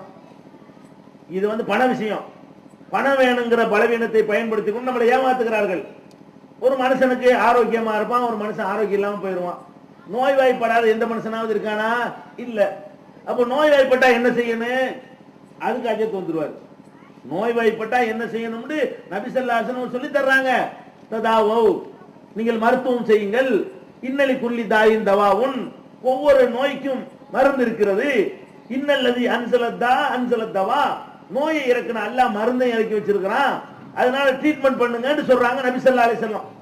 இவங்க என்ன பண்றான்னு கேட்டா, இந்த நோய்களை வைத்துக் கொண்டு அல்லாஹ்வும் ரசூலும் சொல்லாததெல்லாம் நம்ம மேல திணிச்சு பலவிதமான நோய்களுக்கும் பலவிதமான மார்க்கங்களை சொல்லி நம்ம ஈமானையும் இழக்க வைத்து காசுகளை நம்மிடத்துல பறிக்கக்கூடிய காட்சியை நம்ம பார்க்கிறோம். வைத்த வலின்னு சொல்லி அஜத்துட்டு போறான். இவனுக்கு வேணும் வைத்த வலிக்கு. நீ ஏன் அஜத்துட்டு போற? வைத்த வலிக்கு டாக்டர் தான் போகணும். அஜர்த்து வீட்டுல அவர் பிள்ளைக்கு வைத்த வலிக்கு வந்து அவர் கரெக்டா ஆஸ்பத்திரிக்கு போயிடுறாரு. அஜர்த்து வீட்டு பிள்ளைக்கு வைத்த வலி வருதுன்னு வைங்க, அவர் கிளீனா கரெக்டா இருக்காரு. உங்க வீட்டு பிள்ளைக்கு வைத்த வலி வந்தா நீங்க என்ன பண்றீங்க? அசர்த்து வைத்த வலி. அப்ப அவன் பாக்குறான், சரியான கிறுக்கு பையன் தெரிஞ்சு வருமா இல்லையா? நம்ம என்ன வைத்த வலிக்கு பிறகு எம்பிபிஎஸ் டாக்டர் நம்மகிட்ட வராங்க இந்த கிறுக்கணுவ, இவங்க என்ன வேண்டாலும் பண்ணாலும் அப்ப கணக்கு பண்ணிடுறாரு. நம்ம போய் வைத்த வலின்னு அசத்துட்டு போறோம், தலைவலின்னு அசத்துட்டு போறோம். அசத்து ஒரு மாதிரியா என்னமோ குறையுது. நல்லா தான் இருப்பான், சும்மா 2 நாளைக்கு ஒரு மாதிரியா இருக்குமா? அசத்து ஒரு மாதிரியா இருக்கிறது. இப்படி அசத்து ராத்திரி பயந்துட்டேன். அசத்து புள்ள ராத்திரில முடிச்சு கத்துது. புள்ள கத்துனா அது அசத்து என்ன செய்வாருன்னு அவர் வீட்டு புள்ள கத்தாம இருக்குமா? என்னத்துக்கு இதுக்கே அசத்து நீ ஏன் போற? இவங்க எதுக்கு எடுத்தாலும் அசத்து அசத்துன்னு அவன் என்ன பாக்குறான்? அப்படியே விஷயம். அங்க வாங்காண்டு மை போட்டு பாக்குறேங்கிறான், வெத்திரையில பாக்குறேங்கிறான், கண்ணியில பாக்குறேங்கிறான், வேப்ப மரத்துல பாக்குறேங்கிறான். என்ன பண்றான்? ஆஹா, அந்த வேப்ப மரத்துல 7 பேய் நிக்குது, 8 ஜின்னு நிக்குது, 9 பிசாசு நிக்குதுன்றான். அப்ப அதுக்கு என்ன பண்ணலாம்? சேர்த்து நீ தட்டுகளுக்கு தர கரைச்சு குடி. எப்படி நம்ம ஆக்கிட்டாங்க பாத்தீங்களா? நோய் வந்தா நபிகள் நாயகம் ஸல்லல்லாஹு அலைஹி வஸல்லம் அவங்க நமக்கு 2 வழி சொல்றாங்க. ஒண்ணு வந்து மருத்துவம் செய்யணும், இன்னொன்னு என்ன? அல்லாஹ்விடத்தில் துஆ செய்யலாம். அதுக்குன்னு சில துஆக்களை கற்றுத் தந்திருக்கிறார்கள், அதை ஓதலாம். சில சூறாக்களை கற்றுத் தந்திருக்கிறார்கள், அதை ஓதலாம். நபிகள் நாயகம் ஸல்லல்லாஹு அலைஹி வஸல்லம் நோயாளியை பார்க்க போனாங்கன்னா லா பஸ தஹூர், பரவாயில்லை சுத்தமாயிரும், கவலைப்பட இன்ஷா அல்லாஹ் அப்படின்னு சொல்லிட்டு வருவாங்க. அல்லது என்ன பண்ணுவாங்க, அதுஹிபில் பாஸ ரப்பன்னாஸ், மனிதர்களுடைய இறைவனே இந்த நோயை நீ போக்கி வைப்பாயாக, அல்லாஹு மஷ்பி, இறைவா நீ குணமாக்குவாயாக, அந்த ஷாஃபி நீ தான் குணமாக்குறவன், லா ஷிஃபா இல்லா ஷிஃபாவுக்க, உன்னுடைய ஷிஃபாவை தவிர, உன்னுடைய நிவாரணத்தை தவிர வேற நிவாரணம் கிடையாது. ஷிஃபான் லா யுகாதிரு சகமன் வலா அலமா, ஒரு கஷ்டத்தையும் மிச்சம் வைக்காத அளவுக்கு இந்த நோயை குணமாக்கு என்று சொல்லுவாங்க, துஆ செய்வாங்க, வந்துருவாங்க. எந்த நோயாளிட்டையும் போய் நான் தாயத்து போட்டு தர்றேன், அதை கழுத்துல மாட்டிக்கின்ற சொல்ல சொன்னது இல்லை. எந்த ஒரு நோயாளிட்டையும் போய் நான் ஒரு பெரிய தட்டில் எழுதி தர்றேன், அதை கரைச்சு குடி என்று ரசூலுல்லாஹ் சொன்னது கிடையாது. எந்த ஒரு நோயாளிட்டையும் போய் உனக்கு 7 பேய் பிடிச்சிருக்கு, 8 பிசாசு பிடிச்சிருக்குது என்று சொன்னது இல்லை. துஆ செய்வாங்க, அல்லாஹ்வுடைய வசனத்தை ஓதிக்கிறங்கன்னு சொல்லுவாங்க, மருத்துவம் பண்ணுங்கன்னு சொல்லுவாங்க. இதைத்தான் ரசூலுல்லாஹ் நம்ம கற்று தந்தாங்களா? இந்த அஜத்துமார்கள் செய்யக்கூடிய இந்த கூத்துக்களை ரசூலுல்லாஹ் கற்று தந்தாங்களா? நம்ம பேசிக்க விளங்கல. இப்படிலாம் ஒண்ணு இருந்தா அல்லாஹ்வுல சொல்லணும், இத அல்லாஹ்வுடைய ரசூல்ல செய்யணும். தட்டுல எழுதினால் இந்த மாதிரி நோய் போகும் என்று அல்லாஹ் ரசூல சொன்னாங்களா? அப்படிங்கிற ஒரு அடிப்படையை விளங்காததுனால அதை வச்சு நமக்கு நோய் வந்தா கூட அசத்து மாதிரிலாம் ஏமாத்துறாங்க, வைத்த வலினா ஏமாத்துறாங்க, தலைவலினா ஏமாத்துறாங்க. ஏமாத்தி என்ன ஆகுது கடைசியில? அஷிர்கான தாயத்தை கட்டி தொங்க விட்டு இதை கட்டிக்க எல்லாம் சரியா வந்து இது கவுண்டர் கொடுத்துருமா. அங்க வரக்கூடிய முசீபத்தை என்ன செய்யும்? கவுண்டர் கொடுத்துரும். நான் கேட்கிறேன், இந்த உலகத்துல கஷ்டம் வராம துன்பம் வராம இருக்கிற மாதிரி மனிதன் படைக்கப்பட்டு இருக்கிறானா? யாரு கஷ்டம் இல்ல? ஒரு ஆளை காட்டுங்க உலகத்துல, ஒரே ஒரு ஆள் காட்டுமா உங்களுக்கு? எல்லாரும் கஷ்டத்துல இருக்கும். எப்படி பொருளாதார விஷயத்துல நம்ம எல்லாரும் பணக்காரனா இல்லையோ அதே மாதிரி எடுத்துக்கிட்டீர்களே, ஆனால் கஷ்டம் நஷ்டம் எடுத்துக்கிட்டீங்கன்னா, நோய் எடுத்துக்கிட்டீங்கன்னா, யாரும் பூரணமான மனிதன் உலகத்துல கிடையவே கிடையாது. ஆம்பளையிலையும் கிடையாது, பொம்பளையிலையும் கிடையாது. எனக்கு ஒரு கஷ்டம் இருக்கு, உங்களுக்கு ஒரு கஷ்டம். என் கஷ்டம் வேணா உங்களுக்கு இல்லாம இருக்கலாம், உங்க கஷ்டம் எனக்கு இல்லாம இருக்கலாம். பிள்ளை இல்லைன்னு ஒருத்தனுக்கு கஷ்டம், பொண்டாட்டி இல்லைன்னு ஒருத்தனுக்கு கஷ்டம், இருக்கிற பொண்டாட்டி நல்லா இல்லைன்னு ஒரு கஷ்டம், புருஷன் இல்லைன்னு கஷ்டம், இருக்கிற புருஷன் ஒழுங்கான புருஷனா இல்லையேன்னு அப்படி கஷ்டம், தருதலையா இருக்கிறானுங்கிற கஷ்டம், ஊர் பொறுக்கிறானுங்கிற கஷ்டம், சோறு போட மாட்டேங்கிறானு கஷ்டம், வீடு பெருசா இல்லையேன்னு கஷ்டம், இருக்கிற பெரிய வீட்டு கரண்ட் பில்லு கட்ட முடியலன்னு கஷ்டம். இப்படி எப்படி எத்தனை யாரு கஷ்டம் இல்லை சொல்லுங்க பார்ப்போம். ஒரு ஆளை கொண்டாந்து இவர் எந்த கஷ்டமும் இல்லாதவன்னு காட்ட இயலுமா? மன்மோகன் சிங்கை காட்ட இயலுமா? கருணாநிதியை காட்ட இயலுமா? அவர் எப்படா நம்மளை வீட்டுக்கு அனுப்புவாங்கன்னு அவர் ராத்திரி தூங்குறது கிடையாது. யாரு? நம்ம நாட்டு பிரதமர் இருக்கிறாரு, இந்த 72 கூட்டணியை வச்சுக்கிட்டு அவன் இங்க இருந்து 100 குத்து குத்துறான், இந்த பக்கம் இவன் குத்துறான், முதுகுல அவன் இடி கம்யூனிஸ்ட் அந்த பக்கம் இடிக்கிறான், கருணாநிதி இந்த பக்கம் இடிக்கிறாரு. என்னடா பண்றது? எப்படா கவுண்டு போவோம், எப்படா நம்ம வீட்டுக்கு போவோம்? அப்ப பிரதமர் ஆனானப்பட்ட பிரதமரா இருந்தா கூட கஷ்டம் இல்லாம இருக்கிறாரா? கருணாநிதி கஷ்டம் இல்லாம இருக்கிறாரா? ஜெயலலிதா கஷ்டம் இல்லாம இருக்கிறாங்களா? பெரிய பெரிய பவர்ஃபுல் நாட்டு சக்கர பெரிய வல்லரசுடைய அதிபரா இருக்கிற ஜார்ஜ் புஷ்ஷுக்கு கவலை இல்லையா? அவர் எங்க இருக்காருன்னு நாட்டு மக்களுக்கு தெரியாது. என்னைக்காவது ஒரு நாளைக்கு டிவியில வந்து போட்டி கொடுப்பாரு, மீது நல்லா சுரங்கத்துக்குள்ள போய் இருந்துகிட்டு இருக்கிறாங்க, எப்ப கொண்டா குண்டை போடுவான்னு பயந்துகிட்டு. அப்ப என்ன, யாரு கஷ்டம் இல்ல? நம்ம என்னத்தை விளங்கணும்? இந்த உலகம் என்பது கஷ்டமும் நஷ்டமும் நிறைந்ததுதான் உலகம். நபிமார்கள் கஷ்டப்பட்டாங்க, ஒரு மனிதன் கூட கஷ்டம் இல்லாம கிடையாது. நம்ம என்ன செய்யணும்? கஷ்டம் வந்தா மருத்துவம் பண்ணுங்க, அந்த கஷ்டத்துக்குரிய பரிகாரத்தை அறிவுபூர்வமா தேடுங்க. அப்படி தேடியும் ஆகாமல் இருக்கலாம். அதுக்காக வேண்டி அஞ்சத்துல போவீங்களா? அதுக்காக வேண்டி தாயத்து போடுவீங்களா? டாக்டர்கிட்ட போறீங்க, குணமாவளையா வேற டாக்டர்கிட்ட போங்க. குணமாவளையா வேற டாக்டர். டாக்டர் மனுஷன், உங்க நோய்க்கு உள்ள மருந்து அவன் கரெக்டா கண்டுபிடிக்க முடியாம இருக்கிறான். இவன் இது ஆஸ்பத்திரி கொடுத்து பார்ப்பான், சரியா வராது.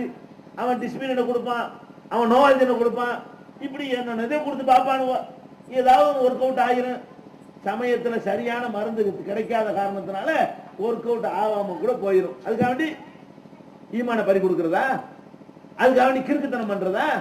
அதுக்காக வேண்டி எழுதிக்கிட்டு அதை அழிச்சு கரைச்சு மைய குடிக்கிறதா? கரைச்சு குடிக்கிறான், என்னத்தை குடிக்கிறான்? மைய தானுங்க அது. அல்ஹம்துலில்லாஹி ரப்பில் ஆலமீன் எழுதி கரைச்சாலும் அதான், அறிவு கட்ட மடப்பயிலன்னு எழுதி கரைச்சாலும் ஒண்ணு தானே.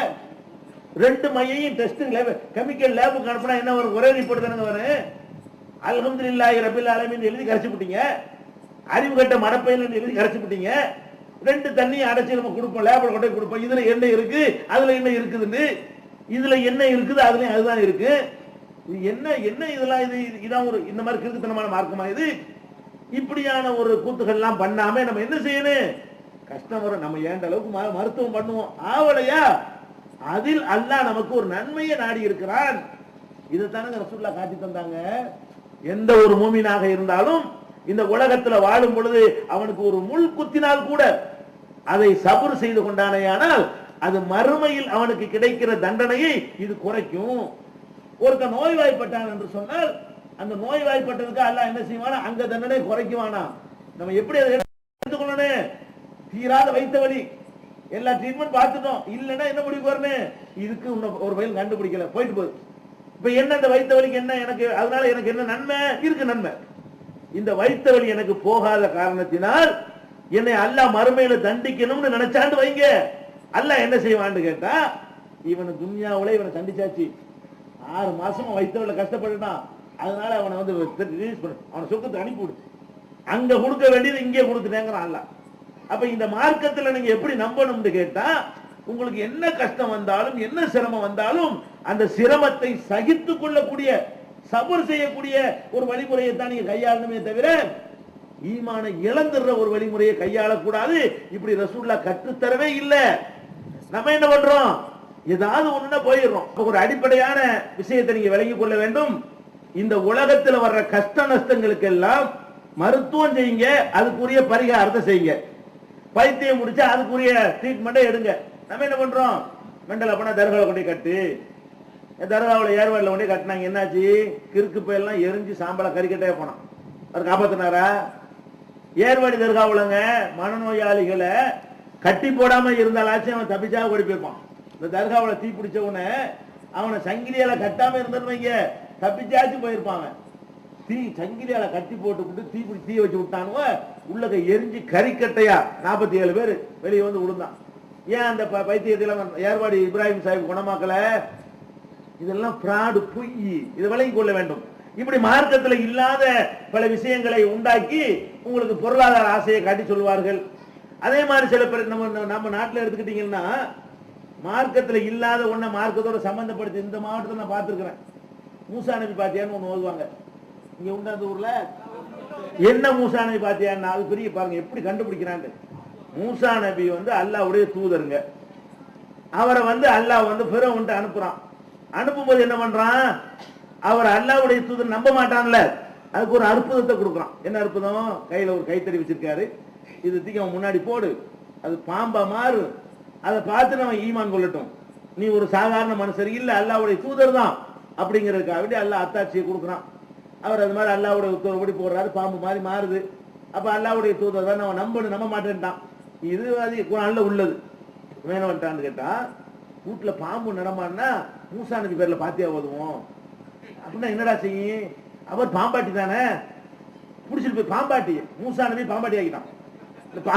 பாம்பாட்டி மாதிரி ஆக்கி மூசா நபி, அது என்ன பாத்தியா?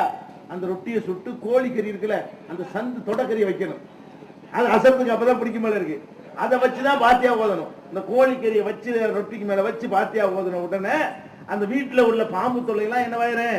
சரியாயிரும். எப்படிப்பா சரியாயிரும்? மூசா நபிக்கு ஓதிட்டோம்ல, அவர் வருவார்ல, வந்து பாம்பெல்லாம் பிடிச்சிட்டு போயிருவார்ல. எப்படி நம்மளை ஆக்கிவிட்டாங்க பாம்பாட்டி. அவரு மூசா நபி அல்லாஹ்வுடைய தூதர் என்பதை நிரூபிப்பதற்காக வேண்டி ஒரு அத்தாட்சியாக அல்லாஹ் கொடுத்தான். அல்லாஹ் இருந்தாப்பா நான் வந்திருக்கிறேன், நான் மனுஷன் தான்ப்பா, ஆனா இறை தூதருப்பா, இதை நம்புப்பா, இருந்தாப்பா ஆதாரம். இதை வந்து எப்படி ஆக்கிவிட்டாங்க? அதை சம்பாதிக்கிற ஒரு டெக்னிக்கா மாத்தி விட்டாங்க. இந்த மாதிரி தான் நம்ம மார்க்கத்தை வழங்கி இருக்கிறோமே தவிர நபி வழிக்கு நமக்கு என்ன சம்பந்தம் இருக்கிறது?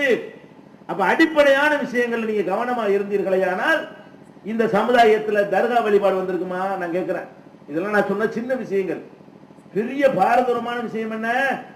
தர்கா வழிபாடு இருக்கு உங்க மாவட்டத்தில் அதிகமா இருக்கிறது. அல்லாஹ்வுடைய அருளால் இப்ப குறைஞ்சிருக்கிறது. இந்த 25 ஆண்டு உழைப்புல ஒரு 50% மக்கள் திருந்தி இருக்கிறார்கள். அல்லாஹ்வுக்கு எல்லா புகழும். ஆனால் இந்த நம்பக்கூடியவங்களா இருக்காங்களா இல்லையா? எப்படிப்பா இந்த தர்கா வழிபாடு எப்படிப்பா நீங்க கட்டினீங்க? யார் கட்ட சொன்னா? அல்லாஹ்வுடைய ரசூல். வரும் புதன்கிழமை தைக்கால கூடு இருக்கா, இந்த சீட்டு தர்றாரு. வரக்கூடிய புதன்கிழமை உங்க ஊர் பக்கத்துல இருக்கிற தைக்கா அங்க வந்து சந்தன கூடு வச்சிருக்கிறாங்க. என்னத்துக்கு வைக்கிறாங்க? இது குர்ஆன்ல இருக்குதா? இந்த சந்தன கூடு வைக்கணும்னு முடிவெடுத்தவன் யார்? அல்லாஹ்வா? இல்ல அல்லாஹ்வுடைய ரசூலா? இது இஸ்லாம் பேர்லாம் நீங்க செய்றீங்க. இஸ்லாத்தின் பேர்ல செய்யறாங்க. அல்லாஹ்வுல இதை சொல்லணும், அல்லாஹ்வுடைய ரசூல்ல சொல்லணும். ஆனா அல்லாஹ் ரசூல் நமக்கு என்ன சொல்றாங்க? ஒரு மனுஷன் மௌத்தாயிட்டான்னு சொன்னா அவன் பேர்ல தர்கா கட்டாதீங்கங்கறாங்க. கட்டுனா இடின்னு சொல்றாங்க. மருமகனை அனுப்பி இடிக்க சொன்னாங்க. அலி ரலியல்லாஹு அன்ஹு அவங்களை அனுப்பி லா ததா அலல் அர்லி கப்ர முஸ்ரிமன் இல்லா சபைதஹு, உயர்த்தி கட்டப்பட்ட எந்த கபரா இருந்தாலும் இடிச்சிட்டு வா என்று சொன்னாங்க. நஹா ரசூலுல்லாஹி ஸல்லல்லாஹு அலைஹி வஸல்லம் இப்னுல் குபூர், கபர்கள் கட்டுவதை நபிகள் நாயகம் ஸல்லல்லாஹு அலைஹி வஸல்லம் அவர்கள் தடுத்தார்கள் என்று தெளிவான ஆதாரம் இருக்கிற. நபி ஸல்லல்லாஹு அலைஹி வஸல்லம் தடுத்ததற்கு தடுத்த காரியத்தை நீங்க செஞ்சு வச்சுக்கிட்டு அதுக்கப்புறம் விழா நடத்துவீங்க. தர்காவே இஸ்லாத்துல இல்லையே, இடிக்கோட செய்யணும். கபரின் மீது கட்டணம் கட்டக்கூடாது, விழா நடத்தக்கூடாது. லா தஜவுலு கபரி ஈதா, என்னுடைய கபரில் விழா நடத்தாதீர்கள் ரசூலுல்லாஹ் சொன்னாங்களே. அப்ப நம்ம என்ன நினைக்கிறோம்? அல்லாஹ் சொன்னது மார்க்கம் இல்ல, ரசூல் சொன்னது மார்க்கம் இல்ல, அஜத்துமார் சொன்னது மார்க்கம். ஊர்ல உள்ள எவனாவது மார்க்க அறியாத மடையர்களை எதையாவது செஞ்சு வச்சுட்டு போயிருந்தான்னு சொன்னா அதை மார்க்கம் நினைக்கிறோம். இந்த தர்கா வழிபாட்டுக்கும் இஸ்லாத்துக்கும் என்ன சம்பந்தம் சிந்திச்சு பாத்தீங்களா? ஏன் இந்த சமுதாயத்தில் இது வந்தது? அரபு நாட்டுல தர்கா இருக்கா? நீங்க இந்த கும்பிடுறீங்களா தர்கா, இதெல்லாம் ஒரு ஜுஜுபிமாங்க, ஒண்ணும் இல்ல. அங்க இருக்கிறார்கள்லாம் யாரு? ரசூல் ஸல்லல்லாஹு அலைஹி வஸல்லம், அபூபக்கர், உமர், உஸ்மான், அலி, அஷ்ரத்துல் முபஷ்ஷரா, பத்ர் சஹாபாக்கள், உஹது சஹாபாக்கள், ஹுதைபியாவில் ஈடுபட்ட சஹாபாக்கள், தபூக் யுத்தத்திலே பங்கெடுத்த சுஹதாக்கள், இப்படி ஹைபர் போர்ல பங்கெடுத்தவர்கள் அவ்வளவு மாணிக்கங்கள் அடங்கி இருக்கிறது. அந்த மாணிக்கங்களுக்கு தர்கா இருக்கா? அங்க சந்தன கூடு இருக்குதா? அங்க விழா நடத்தப்படுகிறதா சவுதி அரேபியாவுல? அப்ப நபிகள் அந்த அந்த மகான்களோட ஒப்பிட்ட இதெல்லாம் மகானா? நீங்க அந்த தைக்கால கொண்டாடுறீங்களே, அவர் பேர் என்னமா? மைதீன் ஷா அவுலியாங்கிறீங்களா? அவர் யாரு? யார் அவரு? யாருண்ட? அவர் நல்லவருங்க ஆதாரம் உங்கள்கிட்ட? எவனோ எழுதி வச்சுனா மைதீன் ஷா, அவ்வளவுதான். அது நெசமா மைதீன் ஷாவாகவும் இருக்கலாம், அல்ல ஏதோ ஒரு மையத்தை அடக்கி வச்சுட்டு அவுலியான்னு சொல்லியிருப்பாங்க. மயில் கல்ல கூட தர்கா வாக்கியிருக்கிறாங்க. ஒரு காலத்துல மயில் கல்ல இப்படி உண்டுவாங்கல்ல, அதை போட்டு தர்கா வாக்கியிருக்கிறாங்க. அந்த காலத்து முகலாய மன்னர்கள் இருக்காங்களே, அவனும் நவாபுகள் நியமிச்சிருப்பாங்க. முக்கியமான தலைவர் மண்டையை போட்டு கபரை கட்டி வச்சிருப்பாங்க. அவன் ஒரு காலத்துக்கு அவன் அவுலியாவாயிருவான். உலகத்தை அநியாயமெல்லாம் பண்ணியிருப்பான். பணக்காரன் கபரை கட்டி வைப்பான், ஏழைக்கு கட்ட இயலாது. எவனாச்சும் ஒரு பணக்காரன் கபரை கட்டி வச்சுட்டு போயிருப்பானா, அது ஒரு 50 வருஷத்துக்கு பிறகு பாத்தீங்கன்னா அவர் மகான் ஆயிடுவாரு. பணக்கார கபரை கட்டி வைக்கிறான்லங்க, கபரை கட்டி இருந்தா ஒரு பெரிய அவுலியா இருந்தா தானே கட்டியிருப்பாங்க. இந்த மைதீன் ஷாங்கிரிய அவர் எப்ப பிறந்தார் சொல்லு? அவருடைய வரலாறு என்ன? எந்த ரெக்கார்ட்ல அவரை பத்தி பதிவு செய்யப்பட்டிருக்கிறது? ஒண்ணும் கிடையாது. சும்மா வாய் வழி அப்ப சொன்னா பாட்டம் சொன்னா கனவுல வந்தார், பெரியார் வந்தார், இப்படிதான் சொல்றீங்களே தவிர இதெல்லாம் என்ன? ஏன் வந்து ஒரு இல்லாத ஒன்ன கற்பனை பண்ணி கொண்டு மகானு பெரியார் என்று பின்னாடி போய் கொண்டிருக்கிறீர்கள்? அப்ப அடிப்படை நம்ம விளங்கிக் கொள்ள வேண்டும். மகானாக இருந்தாலும் பெரியாராக இருந்தாலும் கூட நமக்கு இந்த மாதிரியான விழா நடத்துவதற்கு அனுமதி கிடையாது. நாங்க எங்க கண்ணால பார்த்திருக்கிறோம். யாரையெல்லாம் மகான் ஆக்கியிருக்காங்க தெரியுமா? எங்களுக்கு தெரிஞ்சு சொல்றோம். அந்த உங்க பக்கத்து ஊர்ல சங்கரம் வந்தது, அணிப்புள்ளைய போச்சு வச்சு அணிப்புள்ள தர்கான்னு வச்சிருக்கான். அணிலுங்க, மனுஷனை போச்சு வச்சா பரவாயில்ல, அணில பொதிச்சு வச்சுக்கிட்டு அணிப்புள்ள தர்கான்னு வச்சிருக்கிறானே இவங்க. எந்த அந்த மைதீன் ஷா அணிப்புள்ளையா குரங்க யாரு கண்டா? எதுக்கு போய் அங்க போயிட்டு நீங்க போய் கோரிக்கையை கேட்கறீங்க? இந்த வடக்கம்மாப்பட்டினம் ஊர் இருக்கு, அங்க போனீங்கன்னா ஒரு குரங்கு ரொம்ப சேட்டை பண்ணிட்டு இருந்துச்சு, குரங்கு அடிச்சு கொண்டு விட்டாங்க. அதை புதைச்ச இடத்துல அனுமார் அவுலியான்னு உண்டாக்கிட்டானுவ. குரங்குக்கு தர்காங்க. அப்ப அணிப்புள்ளைக்கு தர்கா இருக்குது, குரங்குக்கு தர்கா இருக்குது. இந்த பொட்டல் புதூருக்கு போனீங்கன்னு வைங்க, யானைக்கு தர்கா கட்டி வச்சுக்கிறான். பொட்டல் புதூர்ல அங்க ஒரு தர்கா இருக்குது. தர்கான கபரே கிடையாது. அப்துல் கார் ஜிலானி அங்க வந்து ஏதோ ஒளி செஞ்சாராம். அங்க எங்க பகதாதுல தண்ணி இல்லாம இங்க வந்திருக்காரு. பொட்டல் புதூருக்கு, இந்த காஞ்சி போன ஊருக்கு வந்து இணைஞ்சிருக்காரு. அவர் ஒளி செஞ்சாராம். அந்த இடத்துல தர்கா கட்டி வச்சுக்கிறாங்க, கபர்லாம் கிடையாது. அந்த தர்கா வாசல்ல ஒரு யானை நிப்பாட்டி வச்சிருந்தாங்க. யானைக்கு பேர் மைதீன் பிச்சை.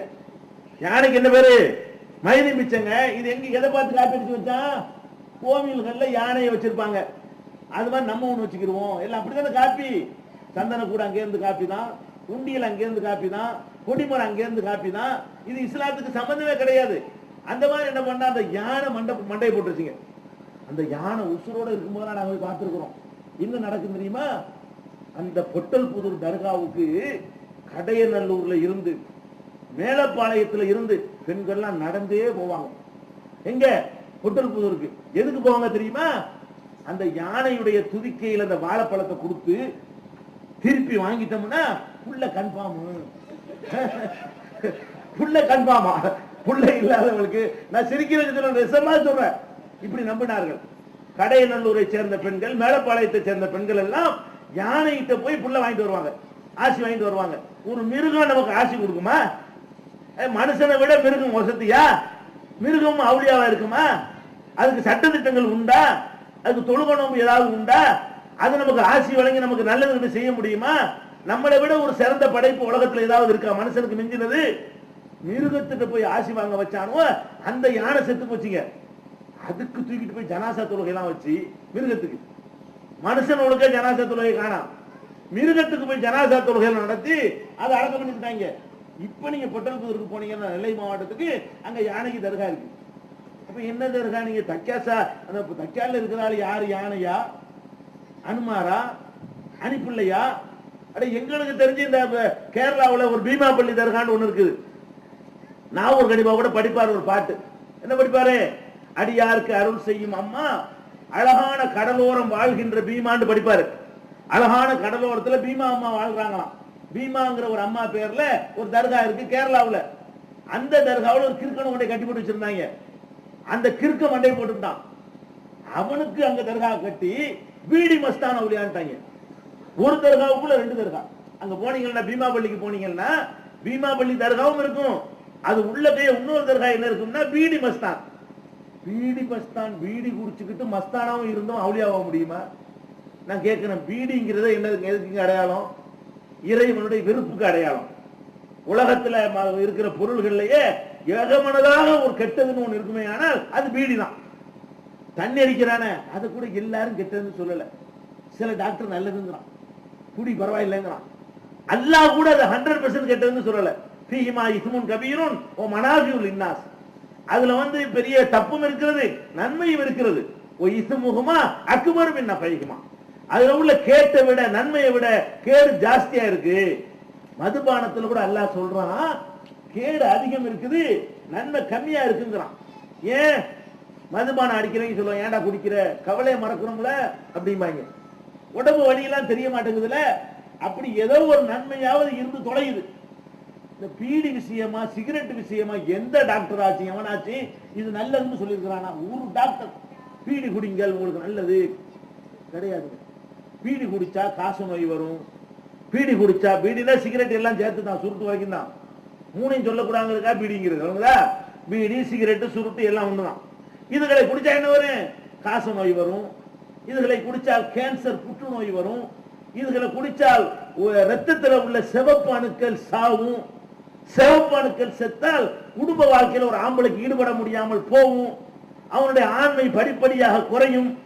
அவனுக்கு பிறக்கிற குழந்தைகளுக்கு ஆரோக்கிய குறையும். பரம்பரையில இல்லாத நோய்களும் அவனுக்கு எதிர்காலத்தில் தொத்தும். நோயை எதிர்க்கக்கூடிய சக்தி உள்ளவனாக அந்த கருவில உண்டானவன், அந்த விந்துல உண்டான குழந்தை இருக்க மாட்டான். அவன் 40 வயசுலயே 75 வயசு பருவத்தை அடைவான். அதை பாதிக்கும். அந்த புகையினால் வரக்கூடிய நச்சு காற்றுகளை சுவாசிக்கிற காரணத்தினால இவனுக்கு ஏற்படுறதுல பாதி அவனுக்கு ஏற்படும், அவளுக்கு ஏற்படும், அவருடைய புள்ள குட்டிகளுக்கு ஏற்படும். இவ்வளவு கேடு.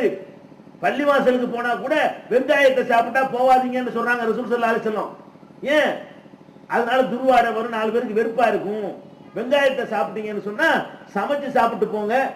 பச்சை வெங்காயத்தை சாப்பிட்டீங்கன்னு சொன்னா அந்த வாசம் போன பிறகு போங்க. வெங்காயம் சாப்பிடுறது தடை இல்லை. ஒரு பொதுவான ஒரு சபைக்கு போறதா இருந்தா வெங்காயத்தை பச்சையா சாப்பிட்டு போகாதீங்க, அந்த வாடை அருவருப்பா இருக்குங்கிறாங்களே. இந்த புகை பிடித்து விட்டு ஒருத்தர் பக்கத்துல இருந்தால் அந்த வாடை பாதிக்குமா இல்லையா? இப்படி எல்லாம் இருக்கக்கூடியது. 5 வேளை தொழுகையில மிஸ்வாக்கு பண்ண சொல்லக்கூடிய, பல் துலக்க சொல்லக்கூடிய ஒரு மார்க்கத்துல பீடி குடிக்கிறது எப்படி ஒரு மார்க்கமாகும்? பீடி குடிச்சுட்டு அவன் அவுளியாங்க, பீடி மஸ்தாங்க, எப்ப பார்த்தாலும் பீடியோட இருந்தாங்க. ஒரு கிருக்கேன் அந்த தர்காவில், பீமாபள்ளி தர்காவில் எப்ப பார்த்தாலும் பீடி கையுமா ஒருத்தன் இருந்தான், கட்டி போட்டு வச்சிருந்தாங்க. அவன் மண்டை போட்டாங்க, அவனுக்கு தர்கா கட்டிக்கிட்டு பீடி மஸ்தான் அவுளியாங்கிறாங்க. இப்படி பீடி குடிச்சுட்டு எப்படி ஒருத்தன் இறைநேசரா இருக்க முடியும்? எப்படி அவன மகானா இருக்க முடியும்? மஸ்தானுக்கு என்ன அர்த்தம்? மஸ்தானுக்கு அர்த்தம் தெரியுமா? மஸ்தான்ங்கிறது பார்சி வார்த்தை. மஸ்தானா என்ன? மஸ்து, மஸ்துல இருந்து வந்துதான் மஸ்தான். மஸ்துனா என்ன? அப்படி ஒரு மாதிரியா போதைன்னு அர்த்தம். மஸ்துனா என்ன அர்த்தங்க? போதை. மஸ்தான்னா போதையில மிதக்கிறாளு. அப்ப போதையில மிதக்கிறவங்க அவளியாவா?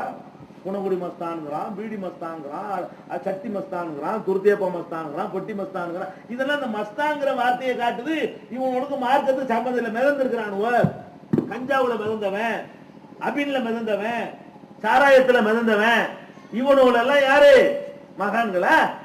அப்ப இப்படி எத்தனை மஸ்தான்கள் கீழே கிடக்குதுகளோ, எத்தனை மரக்கட்டை கிடக்குதோ, எத்தனை குரங்கு கிடக்குதோ, எத்தனை அணிப்புள்ள கிடக்குதோ, இது எல்லாம் நம்பிக்கிட்டு நீங்க போயிட்டு என்ன செய்றீங்க? எங்க கண்ணால பார்த்தோம். எங்க கண்ணால நாங்கள் பம்பாய்க்கு போயிருந்தோம் ஒரு நிகழ்ச்சிக்கு.